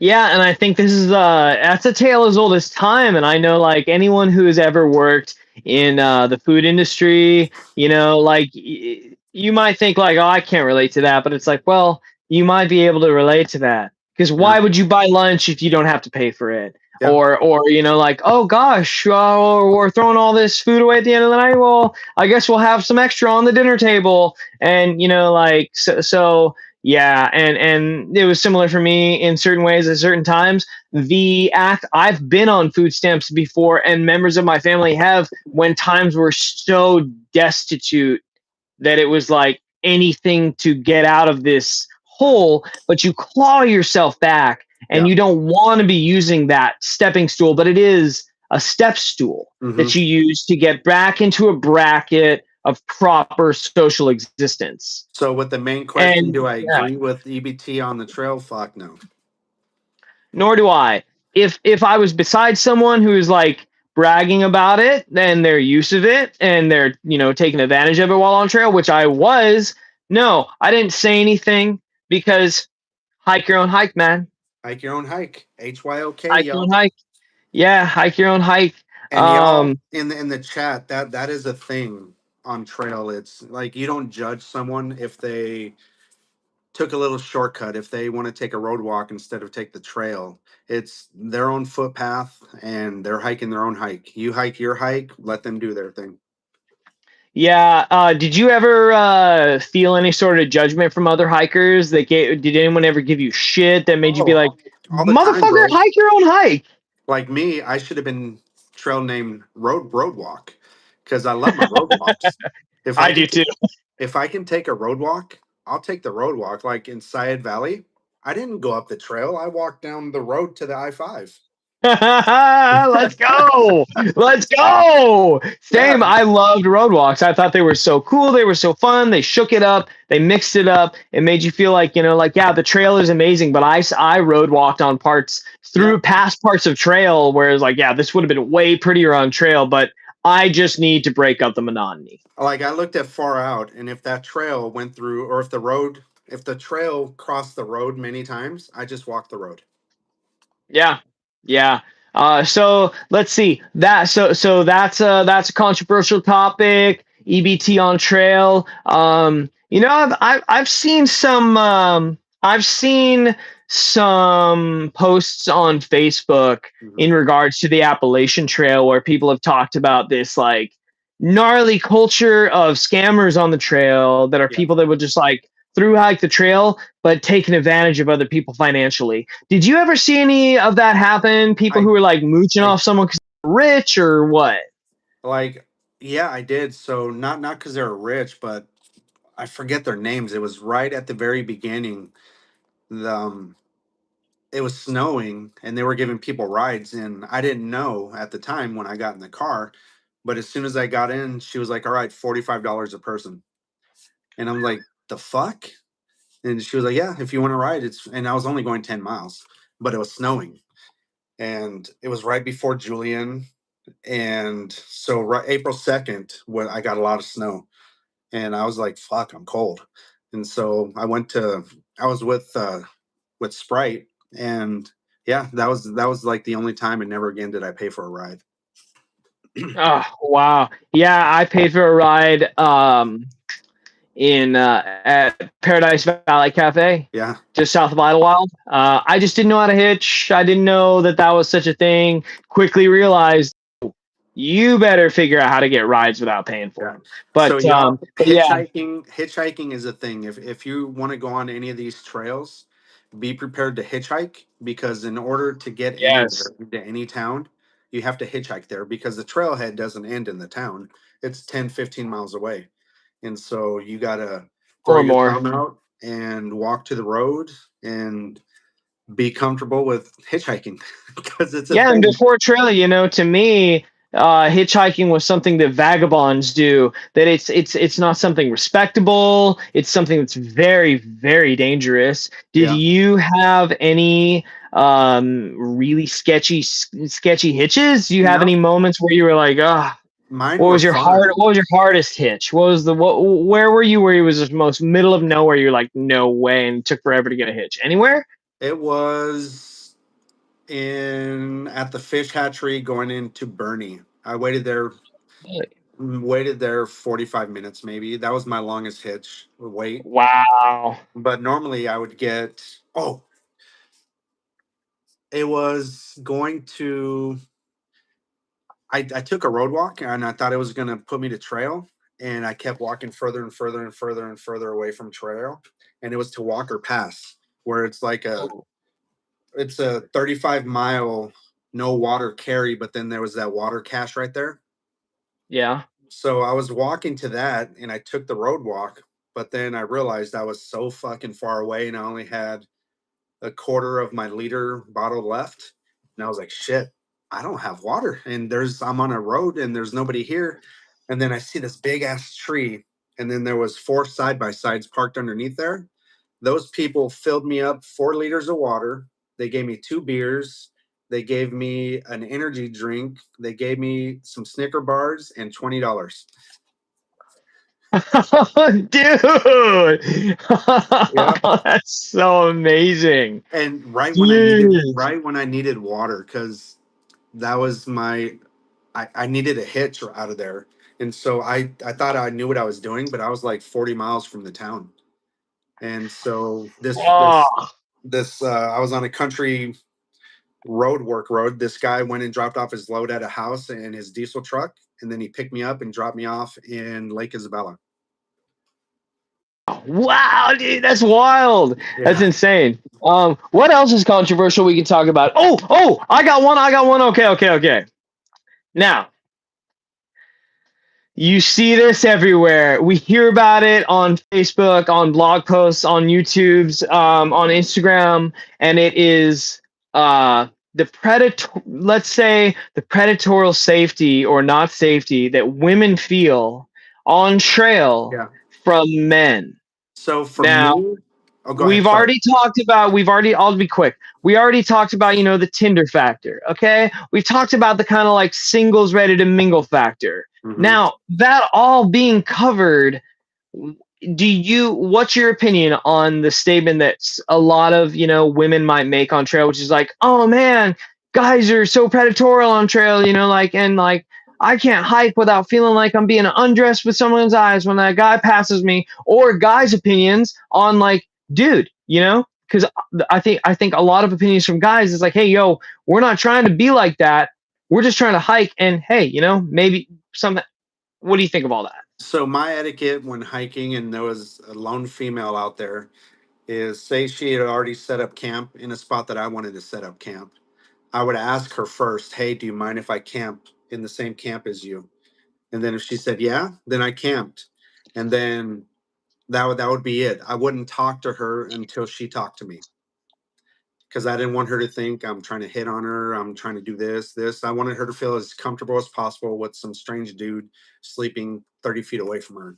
So for me, I wouldn't talk to them. I'd say hi, bye, and then I wouldn't talk to them again until they initiated the conversation first. And then if we kept leapfrogging each other, then we just start joking and say, oh shit, here you are again. And then we start having conversation and stuff like that. And a different time, there was this one girl, I'd walked around a little rock, and then she was just there crying. I was like, are you okay? She was like, yeah, I just cry when I'm tired. I was like, do you want someone to hike with? And she said, will you please? And so her and I hiked for 2 days into Truckee. And so, sometimes they want to be left alone, and sometimes they want someone to hike with them. And if they get uncomfortable, if you're attractive, of course you're going to have a dude look at you. So you can't help that. Dudes are dudes. They're going to look at you. But if you get creepy, like there was one girl, her name was Bear Pop. I don't know if you met her. I met Bear Pop. Yeah. She's a down-ass chick. Yeah. She was up. This was right before Big Bear. And some guy, it was right before Wrightwood. And some guy out in the middle of nowhere told her, you're pretty. And she was like, fuck, I need to get away from this guy and all this. And sure, yeah. We had stayed at a house that we rented for me, Bear Pop, and his name is Emilio, but he got the name Nitwit by the end. Oh, I met Nitwit. Yeah, he was a down-ass dude. Yep. So us three stayed in the same spot, but the owner of the place wanted to put one more person in there, and guess who it was? It was that same guy. And Uh, she was like, oh. "Yep." She said, "Nope, you're not staying here." And then she called the girl, the lady that owned the place, and said, "Nope, I don't feel comfortable with him here." So Right. it overall it's safe for them, but then you get the bad apple in the bunch once in a while. Of course, which is going to happen in life in general, Yeah. you know. And I don't know. I would say personally, if a chick were to ask me, if a chick who is like really hiker centric, very outdoorsy, you know, was like, "Hey, I'm gonna go attempt the Pacific Crest Trail by myself. I've never through hiked before, as you know, never hiked alone as a woman. Like, am I in danger?" I'd be like, "Absolutely not." No. Because not only are like the majority of dudes that are out there like down ass individuals, but the majority of dudes who are out there are also the kind of dudes who are honorable. That are going to be Yeah. like, "Hey, yo, you know, like, I don't care if you're like super hot and you know, like, oh my gosh, you make my heart skip a beat every time I run into you in a trail town. Like, oh man, like they're still gonna like look out for their sister out there, the dudes. Us, Like, we are gonna be there for y'all women, yeah. okay? Like, Yeah, for and me, y'all I make it hate really hard sometimes, they do. okay? Let's be real. They make it really hard sometimes, and there is, I believe that there is a weaponization of feminism on trail and in the hiking community personally Mhm. that is like, you know, like really kind of sketchy in the sense that it's like, you know, hey, us dudes, we really are out here just trying to be cool guys, I'm just okay? trying to make it over that fucking pass. I don't give a fuck what you look like. Exactly, exactly. And I Actually, think that can be I'm trying to do it faster than you, so you can be like, "Oh wow, look at this guy." right, right. You know, yeah. I'm not, I'm, you know, like I'm actually probably not trying to hike with you. I'm actually probably trying to out hike you, so you might think I'm a badass. Sue said, "I've researched this topic before, and supposedly on the AT is way more dangerous for lone women than the PCT. What is your opinion?" I think the trail community is the same everywhere. The AT probably more partying because you get more towns, but like I was comfortable with leaving my pack full of everything I owned with total strangers, knowing it's going to be there when I get back. Pretty much everywhere. I think down in the southern desert was the sketchiest I ever felt. In some of those desert towns, Yeah. yeah, mad tweaker vibes. Yeah, you'll learn when you as you go. Like for me, I didn't know anything about hiking. I learned as I went what to carry, what not to carry, who to talk to, not to talk to, and you can tell a through hiker from a day hiker 100%. You know, I can't speak for day hikers of how they'll treat you out there, but through hikers are going to be totally different and respectable.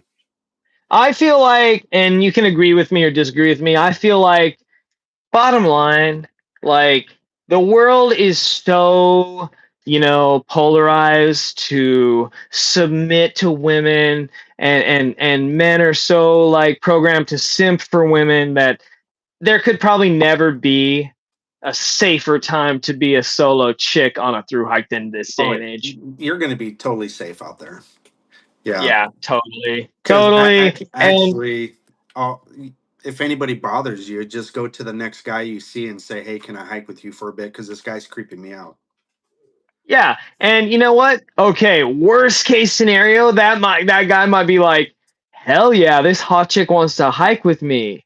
But he'll still be there for you and be protective and supportive of you. Hmm. So, you know, oh, I wanted to say something. It was about the sketchy trail towns. It was about the desert, and it was about sketchy trail towns. Oh yeah, did you? So Jimmy lost his wallet at the I halfway point remember. in Yeah. Oregon. Yeah. Did you ever lose anything? Did you ever like lose your phone? Lose anything big? No, but I did forget my phone about a half a mile back when I realized I didn't have it. So I had to. It was during Mission Creek, all through those rocks. Oh no! Yeah. So I had to go back and find the rock spot that I was at because I walked maybe Oh my half a mile. gosh! Oh my god! Which is like saying something for that section. It Yeah. really is. It was It y'all. really Mission is. Creek is just boulders. The trail got washed away, and it's just boulders you're walking on. and for miles and miles. So, how do you feel about social media on trail? Do you feel like it was like do you feel like social media, people who are Instagramming or YouTubing or whatnot, do you think that like kind of like threw a wrench into the interactive and like social aspect of the trail, or do you think like, No, you know, I think it helps out a lot. It gets people that are in your podcast to learn about it if they don't know about it by putting it on social media, and hike your own hike. If you don't like it, move forward or move back behind them. yeah, yeah. What do you think about so to keep the controversial tip going, we were talking about hiker boxes earlier. Yeah. Something in NorCal and in Southern Oregon that me and Jimmy actually were talking about quite a bit was people who were like rating hiker boxes and how, because something I noticed pretty early on was like, wow, I couldn't believe the stuff that people threw away in hiker boxes. And Yeah. I would often say, like, man, if I had the money to pay for the shipping, I could totally outfit the gnarliest outdoorsy wardrobe from clothes I found in hiker boxes if I just Bro, pulled them out of a hiker box and sent them home. I finished the trail in clothes I got out of hiker boxes. Yeah. Do you think it's immoral for people to like get to a town and be like, hurry up, where's the hiker box? Do you or do you think that is that just like the way of the road, boys? It's the way of the road. If it's there to get, take it before the next person gets it, because someone's going to take it. Why not you? Right. Because I know that like I did hear that some people got a little heated on that. They were like, hey, like, no, maybe you should be a little more considerate and maybe try not to use the hiker box because you're No, taking something that, could be someone else that needs it. There's no way to measure that. no, you don't know who's in front of you, behind you, what their needs are, what they already have, don't have. If it's there and I want it, I'm going to take it. I Do you got see any I got hiking pants out of one. I got my hiking shirt out of one. I got some nice shorts from Rogue River at her house, Stephanie. I got those nice Patagonia shorts. I got a switchback. I traded out my roll pad and I took out the switch pad or a switchback. Um, I got a charging bank, um, Bluetooth headphones. Yeah, like hiking poles.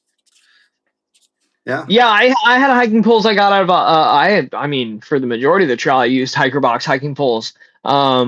Yeah, yeah. Uh do you think do you think that through hiking is selfish?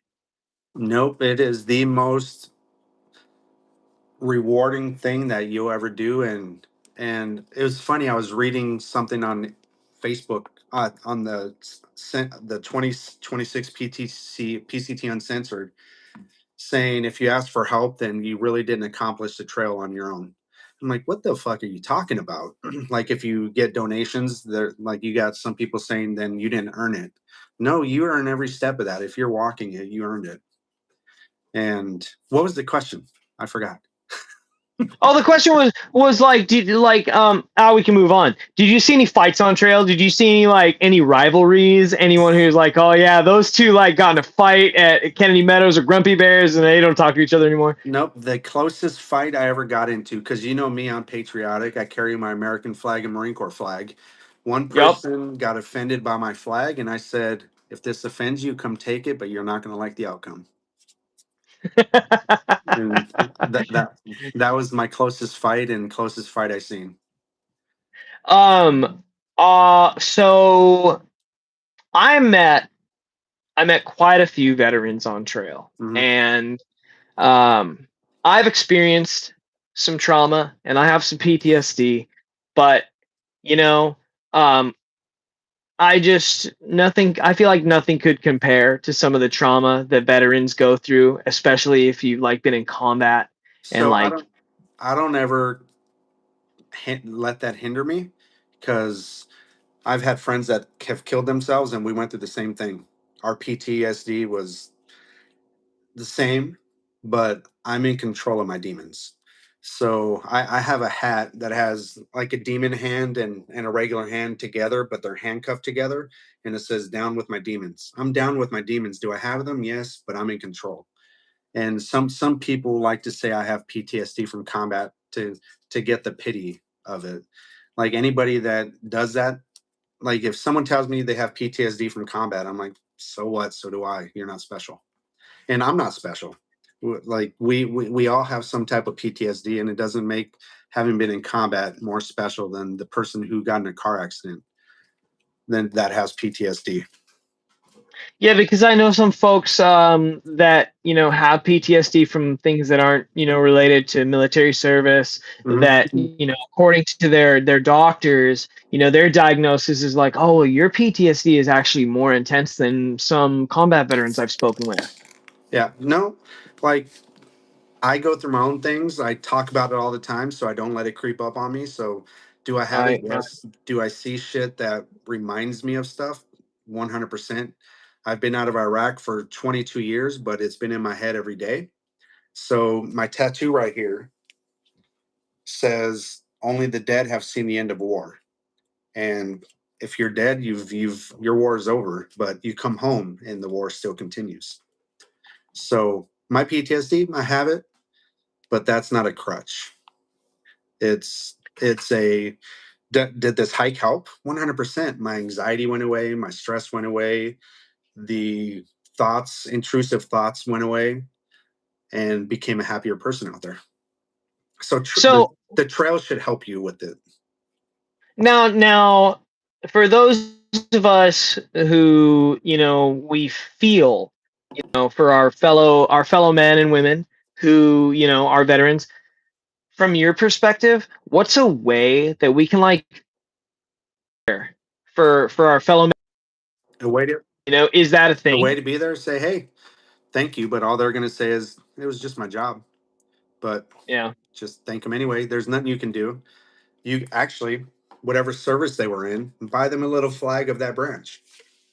Be like, hey, thank you. Here's a little flag. Or they're called challenge coins. Look it up. For anybody who doesn't know, it's just a little military coin that they can take to any bar and challenge another veteran, and he sets it down on the table like that. And whose ever challenge coin is more senior, that guy gets a drink bought for him. So nice. Yeah. So all you can do is just say thank you. There's really nothing to do because we don't need the thank you anyway. It's because it's just a job in the end. We just happen to pull a trigger in our job. Gnarly. Speaking of pulling trigger.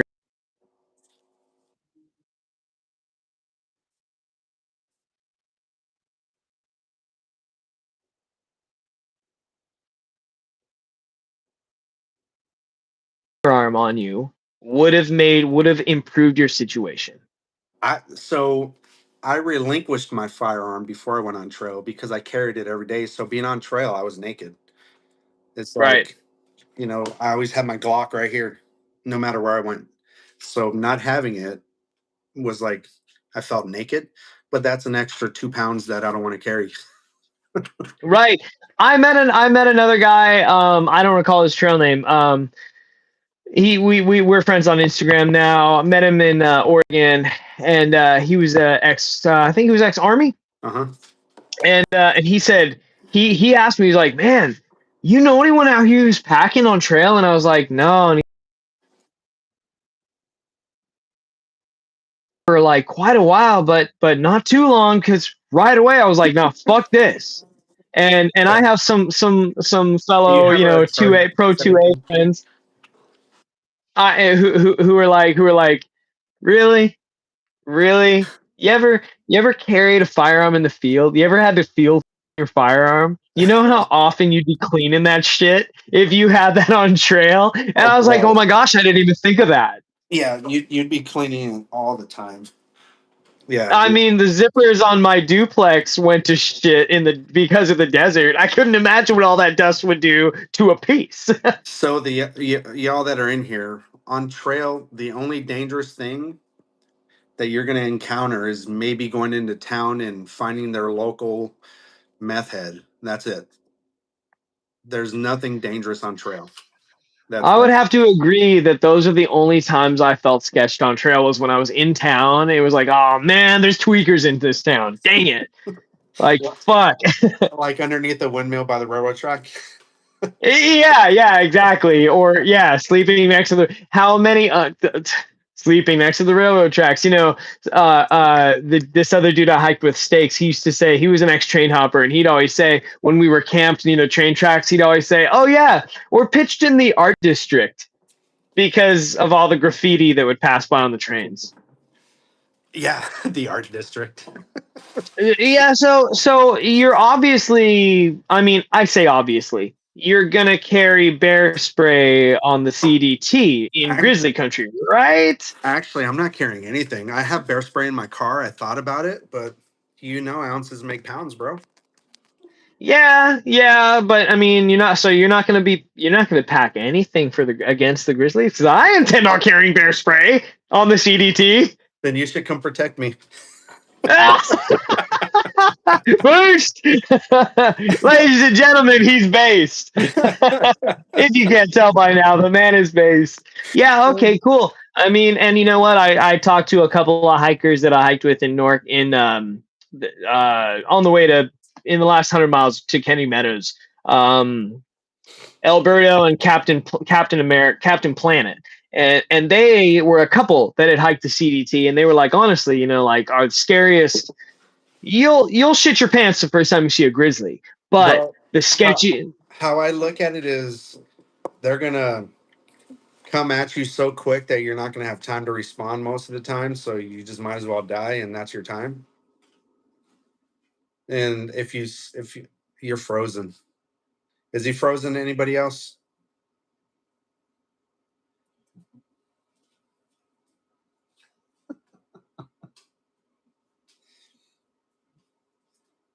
Hello? Hello?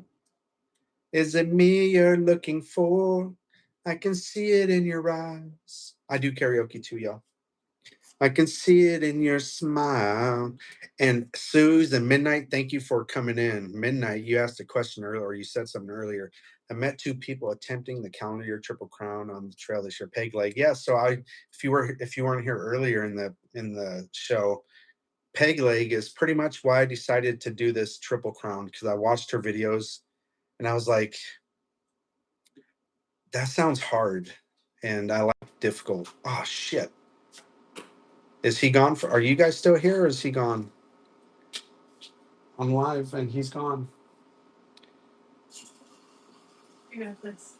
I know.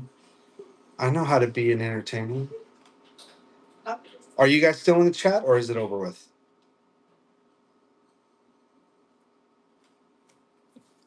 All right, oh, there you are. Wow. I don't even see him anymore. So if you see him, let him know that I don't see him. He's gone. So I'm just looking at me. So good thing that I used to do this. Oh, here he is. There he is. Yo, hey! Bam. All right, that was fast. Sorry, my phone died. But thank you, everyone who's still here. Bro. Oh, I'm sure you were. Can I spill the beans on your internet presence just a little bit? Spill the beans. Okay, man. What most people may not know is that Hello Kitty used to live stream. This dude is a veteran streamer as well. Yes. So what kind of streaming did you do? So at the beginning of COVID, bro, I had checked. This was Facebook or Plenty of Fish. You guys remember Plenty of Fish? So Plenty of Fish is a dating site. So I checked that one day because I hadn't checked it in months. I was like, let's look at the dating profiles. So I went on there, and then I seen this little function that said live. So I was like, what is this? So because it was new. So I clicked on it, and it was people doing this. And I was like, huh. And I seen that they were getting paid. I was like, huh. So I was like, I can, and they weren't getting paid by the site. They had people in their comments gifting them. So they would buy them internet gifts that was actual money. The app took half of it and you took the other half. So I seen that. So I was like, I'm gonna do this. So it took a long time to get a following. Like I have over 10,000 followers on one of them. And so I would be live for 2 hours and only 2 people would come in. So you have to grind. You have to grind and grind, and then you have to go to other people's lives and be a guest, just like how we're doing right now. So I would go to guys' lives all the time because they had all the female guests or female followers. So I would go in there and try and steal their followers. But anyway, it was Plenty of Fish, and then I happened to get banned on Plenty of Fish for doing things you're not allowed to do on the internet and live. So I Spending went. too much money. You were giving too much money to those starving kids in Africa, bro. It was an So, IRS issue, ladies and gentlemen. It was an and, IRS issue. He got audited. They said no one could be giving this much money to kids in need, man. and so there was another platform that shared the same live streaming. So it's Plenty of Fish, Meet Me, and then there's another one called Scout. They all shared the same streaming. So if you were logged in on any of those, you all can see each other. And so I got kicked off of Plenty of Fish, and then I went to Meet Me, and then that's where I just started gaining followers and followers and followers. And at one point, I had a battle with somebody. And if you guys aren't familiar with battles, you are on a split screen just like this, and then you battle. And what it is whose gifters give the most. And so it was called Battle of the Branches. There were 84 people to start, and I got paired with a top influencer. Like I should have lost. When in this app, it's called Diamond Count. He had 175 million diamonds, and if you do the math on it, that was a lot of money because every 400,000 diamonds equals $1,000. And at that time, I only had 7 million. So 7 million compared to 175 million. This guy was pretty high up there. And so I had the whole app, all three apps. We had a coalition. I allied with people. I had people allying with or rooting for me, going to other people. Hey, let's throw for him. Like when I say throw for him, meaning let's toss some diamonds in his way so he can win. So the chat was going so fast that you couldn't even read it. It was that fast. Over 10,000 people watching us, and I ended up winning by 1.275 or around their million diamonds compared to his 400,000 diamonds. And so I kicked his ass because as a salesman, I networked. I went around, I had people networking for me, and you can see it on YouTube. It's Sam Marines versus Riot. And look at that. And so overall the internet presence. So yeah, I used to do this all through COVID. I'd go to work and then I would come home and I'd have a 84-inch TV behind me. I'd sit in my nice comfy chair. I'd be drinking my whiskey. And what we did was we listened to music all fucking night. And I'd have the music video in the background and the music playing. I had the nice lights with the stars moving around, and I'd be dancing. Because I can dance. I don't give a fuck if you don't think I can dance. You're a wonderful. This man can actually sea walk. Like, oh my goodness, man, have mercy. I've seen him sea walk. Yeah, and that was another thing you did on trail that was sick. Was like you'd hit these milestones and you'd always do a dance. At every 100 miles, I did my dance. Yes, I'd pick a new yes. song and then I'd do a dance. But this time, I'm just gonna stick with one song. Teach me how to Dougie, and then I'm just gonna Dougie every milestone. I tried to get you to teach me how to Dougie in Portland. That was great. That was great. Bro, you know when you get put on the spot and you get told to show somebody something, then you forget how to do it. That's what happened. Y'all, let me tell you about our Portland experience. So we had hitchhiked from Southern Oregon down here in Grants Pass all the way up to the border of Oregon, Washington, right there. So he has a sign for the Portland airport area. I also have on my Tyvek, where is it? Let me find it. It's on here somewhere. Here it is. Let me hold this up because this is fuck me sideways. Please get this was just a joke. Please get us out of here. So after we figured out we were not going to get a hitchhike out of Portland because we look like the regular homeless people of Portland and nobody's going to pick you up because Portland is not a trail town. In a trail town, you can get a hitchhike like that. Non-trail town, you are not getting a hitchhike 99% of the times. But we did get a great hitchhike out of Grants Pass. We had to split up. Two of us went in one vehicle, then the others went in the other vehicle. But yep, so we got a hitch all the way up to Trail Days at Cascade Locks, Oregon, at the border of Washington. Then we were trying to get back down to Ashland area. And so we went into Portland and we couldn't get a hitch, so we decided to take a bus. Well, we waited at the bus depot. It was supposed to be at 2 a.m. At 3 a.m, it said we're behind. At 4 a.m, it said we're behind. At 5 a.m, it said canceled. So you know what we did? Being the through hikers that we are, we were homeless. We slept right there on the fucking sidewalk. We just blended in with the other homeless people. And one of the guys that happened to join us, his name was Sweet Lips from Japan. And he actually stepped on a homeless guy sleeping in the middle of the sidewalk. And this homeless guy wanted to fight him so bad, and he was so scared. He was like, oh my God, oh my God, oh my God. He's like, I'm so sorry, I'm so sorry. And this homeless dude broke a bottle and like wanted to shank him or something. But we heard the bottle break, and I told him, I'm like, get behind me, I got this for you. And then I was wanting to do something, and these guys were like, stop. No, you're fine. Don't, leave him alone. I was going to protect the Japanese guy. Bro, that story made it on the trail through different people. And when I got to the very end at Lion's Den, one of the people there were like, oh, I heard about you and what you did in Portland for Sweet Lips. I was like, really? That's epic. That's epic. Oh man. Wish I didn't have given you my number. MacGyver. Wish I'd given you my number. I could have put you guys up. Yes, MacGyver. So much love for MacGyver. Oh my goodness. Yeah. Getting out of that was, right after Trail.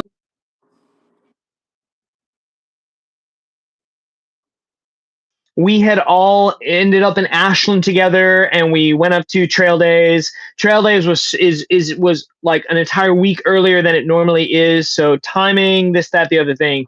We wanted to try and do the whole continuous footpath thing. So we were like, we got to get back to Ashland to get back on trail, and that's why we ended up through Portland. It was great because we made friends with Sweet Lips. We also made friends with Bullfrog, a Sobo hiker. So shout out Bullfrog. Yeah. Yep. Yeah, man, dude, it is almost 9:00. There's almost 20 people in the live right now. Thank you all so much for being a part of this. This has just been stellar. Are you in a hurry? Can we just chill out for the last 5 minutes? We can chill, bro.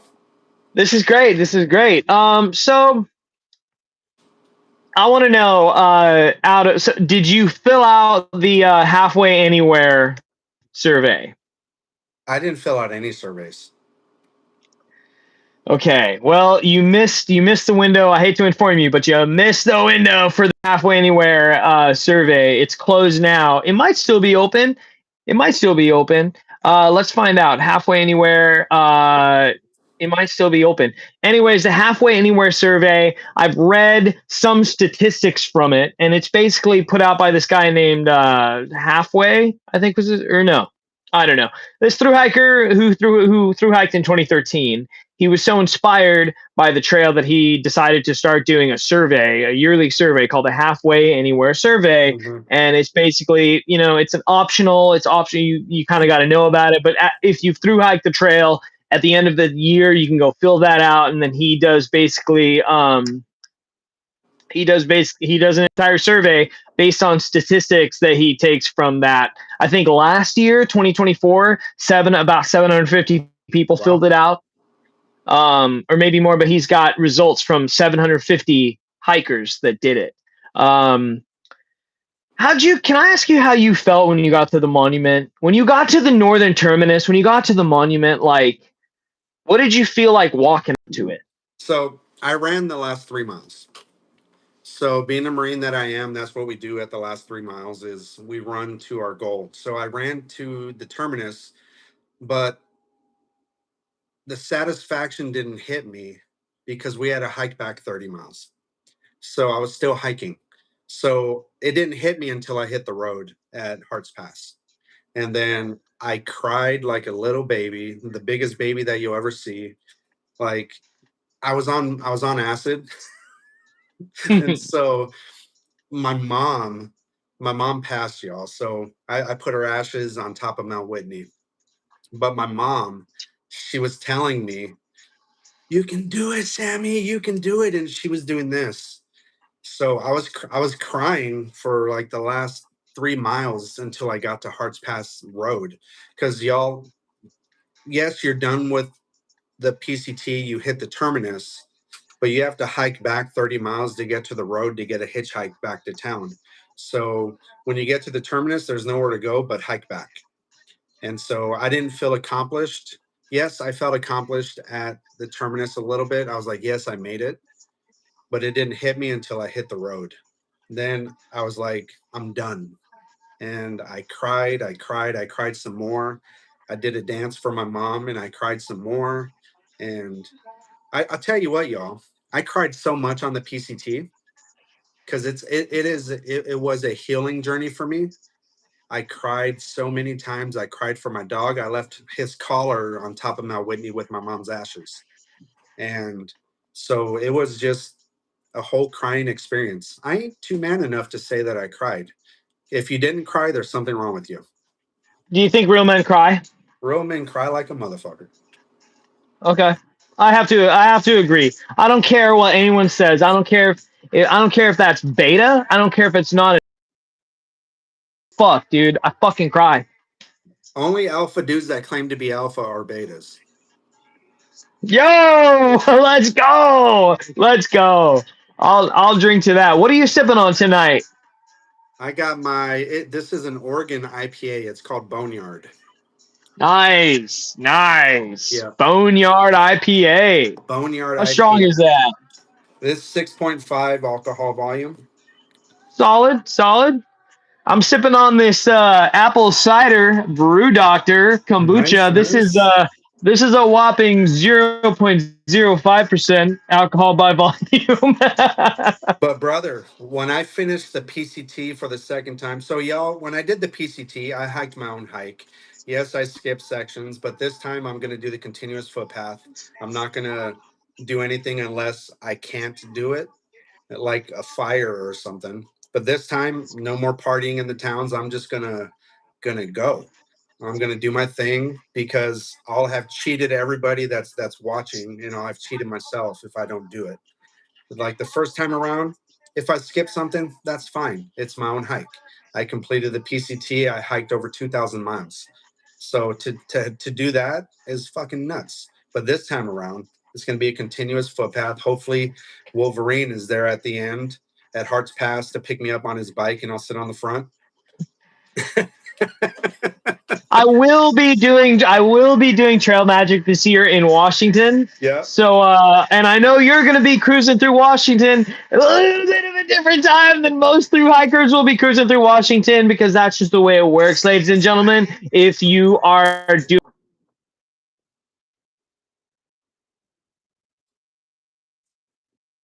Let's do it. Let's do it. But yeah, so I got you. I will consider you my number one sponsored hiker besides the illustrious Mermaid Loves Mountains. gotcha. Yeah. So when you two are up here in the PNW, I will have your backs 150%.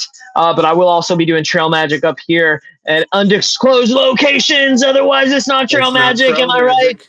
But yeah, Otherwise, am I right? so not gonna lie, y'all, I am so nervous and scared and all these other emotions for what I'm about to do because 15 or less people have done this out of however many billions of people in the world. They have attempted it. Scared. What are you scared of? Number one. What are you scared of? Always scared of the unknown. Like I wouldn't say Sure, but what's the unknown for you? Like, what is your like? Oh, what if that I guess happens? scared is the wrong word. So nervous. The first thing that's like, oh fuck, what if that happens? So like I'm not scared of What is anything. that? So not scared of anything. Because once you've been in combat, that's the most scared you'll ever be. So there's really nothing else to be scared of except for at Mount San Jacinto when I thought I was going to die. But anyway, Right. water. That's the one thing because you can't live without water. Right. It's 3 But days, yeah. 3 weeks. So like this thing is something I'm doing it to see if I can do it. And that's it. to see if I can fucking do this thing that few people have done it. And I know me, the only thing that's going to stop me is an actual injury. Like if I get hurt, I'm still going to push through it. But only if I'm injured and I can't walk no more physically is when I'll stop. But it's in my head, and so I'm doing it. Once it's in my head, I'm doing it. And you don't feel like there's anything that's like, you don't have any like remaining kind of like niggles or noggles from the trail going on right now that it's like, oh man, no? Wow, that's amazing. Wow. No, like, so what's so Do you crazy? think you'd attribute that to a lot the like, and I'm not judging you, bro, you know that. But do you think you might attribute that a little bit to the amount of zeros you took on trail this year? It could have been Like because I took almost 2 months. Yeah. Yeah, like, but when I got back on trail after 2 weeks, my trail legs were gone and I had to get them back again. Yeah, and you're gonna have like not a lot of wiggle room on a calendar year triple crown to take that much time off to like rest, get strong, And whatever you need to heal. like I already know right away I'm not going to do 25s and 30s. Like I'm going to do 15s and 20s. But I have the New Mexico flat ground, the Oregon flat, the Southern California almost flat to do those big miles to make up for. As long as I average 22 miles a day, I'm completing my goal. Midnight 9203 says Greystoke is over 7 years old, and only the early October Washington snowstorms stopped him with just over 1,000 miles to go. That's the only thing that's going to stop you out there is the weather. Because no matter how much I want to do this, I'm not going to die for a trail purposely by going through the weather. Have you heard of the hiker Otter who died on the CDT? No. So I'm gonna search CDT through hiker Otter death. This is actually pretty fucked up. Yeah, here we go. Yo, the tragic death of Otter. Doesn't Wolverine look good though with that new haircut, that new face cut? Hey, thanks, man, thanks. I didn't cut much. I still got some hair on top. I got rocking. Still got my dreads. Bro, if I was gay, I'd just do you. Oh, you know what? Likewise, right back at you, bucko. Thank you. My job I'm working right now, I'm a cashier at a grocery store.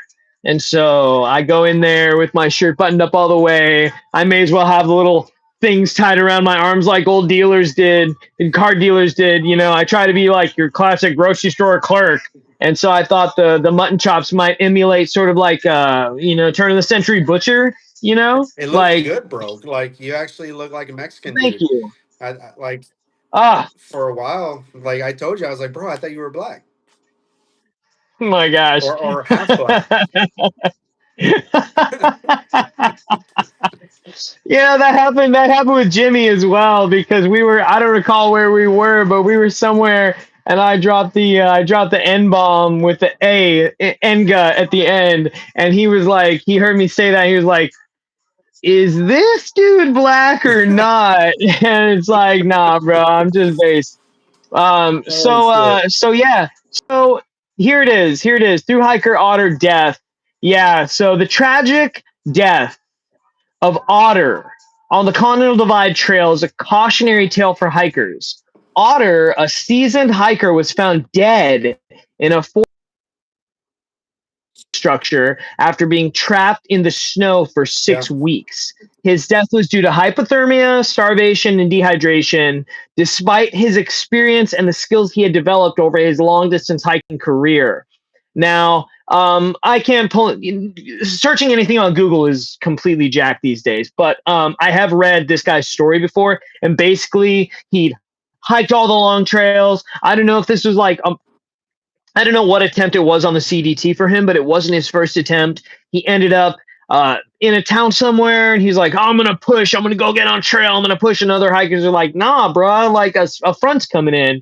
And other people were like, nah, bro, a front's coming in. He said, fuck it, went for it, ended up in a fucking, in a bathroom, in a trailhead bathroom, and was stuck there, snowed in. burnt his clothes, burnt all of his stuff, burnt his sleeping bag, burnt his tent for heat, ended up writing some heartbreaking note and died from hypothermia there. And he was trying to go ultralight, so he didn't have a PLB Yeah. either. So I know what I'm about to do is dangerous, because like I actually left a video message with my sister-in-law for her, my brother, and their family. I was like, hey, this is what I'm about to do in this, and I'm going to be doing it during winter time. In the regular time, it's already dangerous, but winter conditions makes it even more dangerous. If I die, this is what I said. It was great knowing y'all. I love you. And so, like, I know it's a possibility. Like, it's a possibility It is. that can happen, but you can't let. So fear, all fear is being afraid of something that might or will never happen. You can be cautious. Danger is real, but fear isn't. Dude, fear is the mind killer, just like from Dune, bro. Fear is the mind killer. Yep. So I think if you feel fear, I personally feel like that's a demon. yeah. That anytime you feel fear, that's just a demon coming in trying to be like, hey, fuck you. You're Suze, not good enough when really you are. yeah, the desert does get cold, Suze. I know, because it snowed on me in the desert. But anyway, So I y'all, didn't have any snow in the desert. You had snow in the desert. Where were you when you hit that? I was at Mount Laguna. I was at Julian. Like, I had snow. I heard the stories of snow this year, and Yep. it's a common occurrence Yep. on trail for the early starters, especially the March starters like yourself. Yep. Yep. So yeah. So where do you think you'll be now? Most people on the PCT, the ideal quote unquote ideal window to enter the Sierra Nevada mountain range section of the trail, which is about to what 250 miles. Yeah. So I'm gonna go dangerous this year. I'm gonna enter it with snow. Okay, what month do you think you'll be going in there? So like I was saying earlier, it all depends on if I get that trip. Okay, so let's say you don't get the trip. So say I don't get the trip, I'm gonna Sure. start the AT. It's gonna take me 99 days. So I'll enter it right as electrolyte starting. Okay. So Okay. April, I'll enter it in April, and so it'll be the same time that I did it this year. Yeah. Yeah. So So, but I mean, if I do get the sponsor, I'm starting the PCT first and going. Kennedy Meadows is 700 miles in. At 25 miles a day, I can get there in less than a month. Wait, is that right? No, I'll get there in time. Like, yeah. I can do Kennedy Meadows, and then I'll walk all the way to Lone Pine, because Lone Pine is like at the very beginning of the big Sierra Mountains. And so Yeah. if it's too much, then I'll get out at Lone Pine at a Horseshoe Meadow, and then I'll go back to the AT, or I'll go to the CDT. Sorry. But So yeah. also, though, this is something that was being thrown around my head.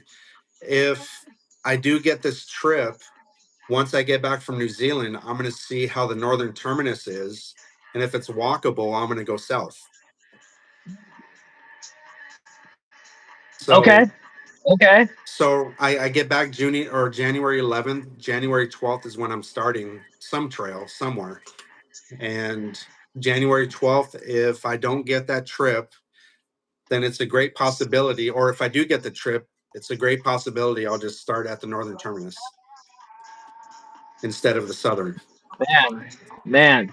How much of the like gear that you already have are you just gonna be starting with all the gear you have now? Do you need any more gear, any different gear The for when you start? the only thing I need is a bear can, because I sold my bear can.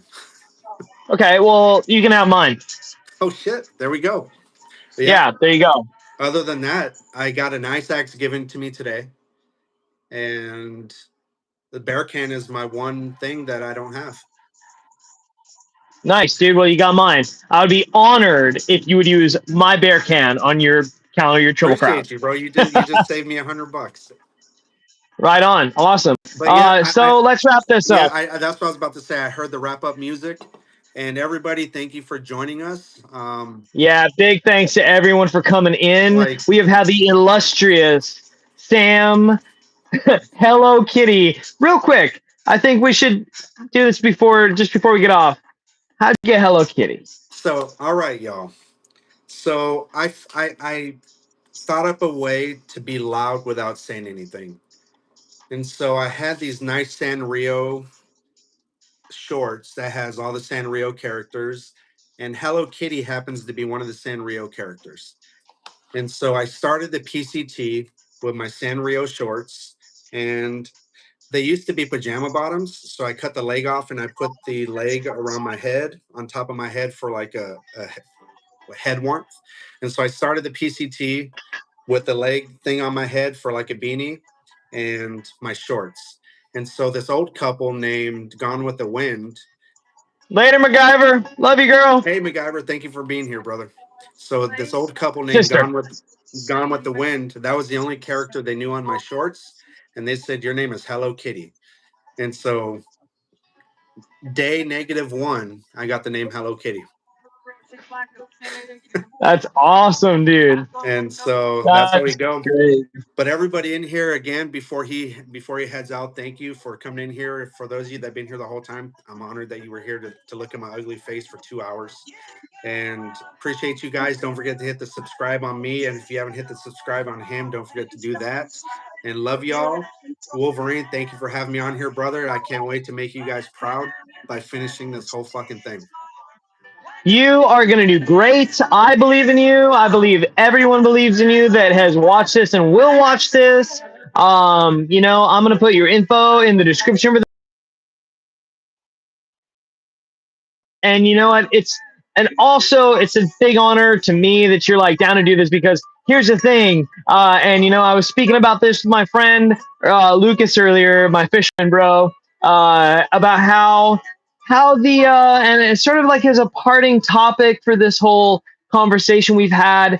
And I think this is something really, really unique that no one, I believe, has ever touched on. I've heard there is brackets to the social media presence that exist in this microsphere of long distance hiking, endurance hiking, outdoor social media influence and presence.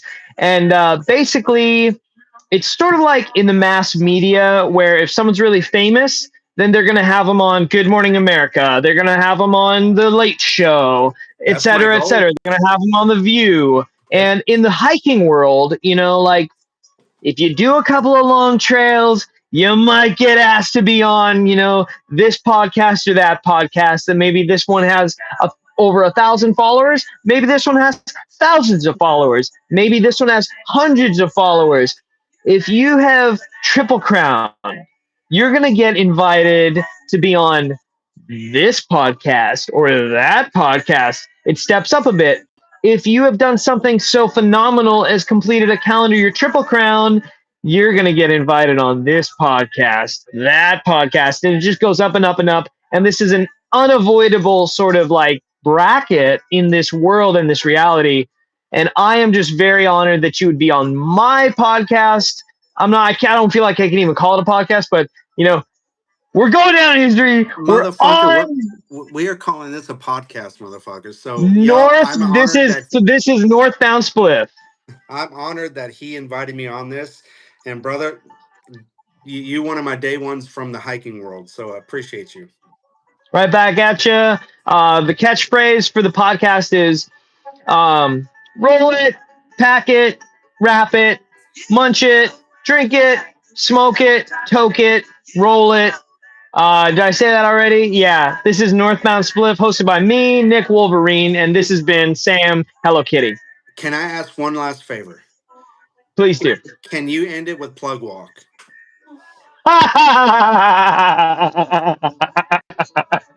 Oh, original No, plug walk? Is it the original I plug? want my boys. Croon walk.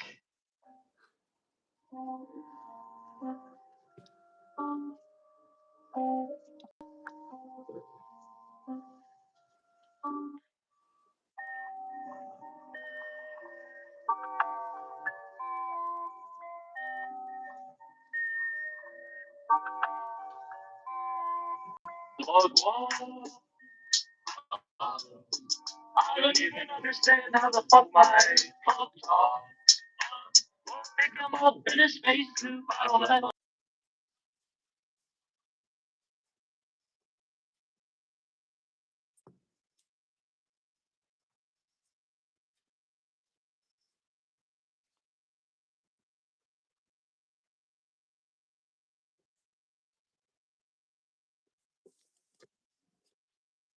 Take a long. Thank you, brother. Love you, man. Love you too. Have a good one. Thank you. Thank you, everyone. Appreciate it, y'all.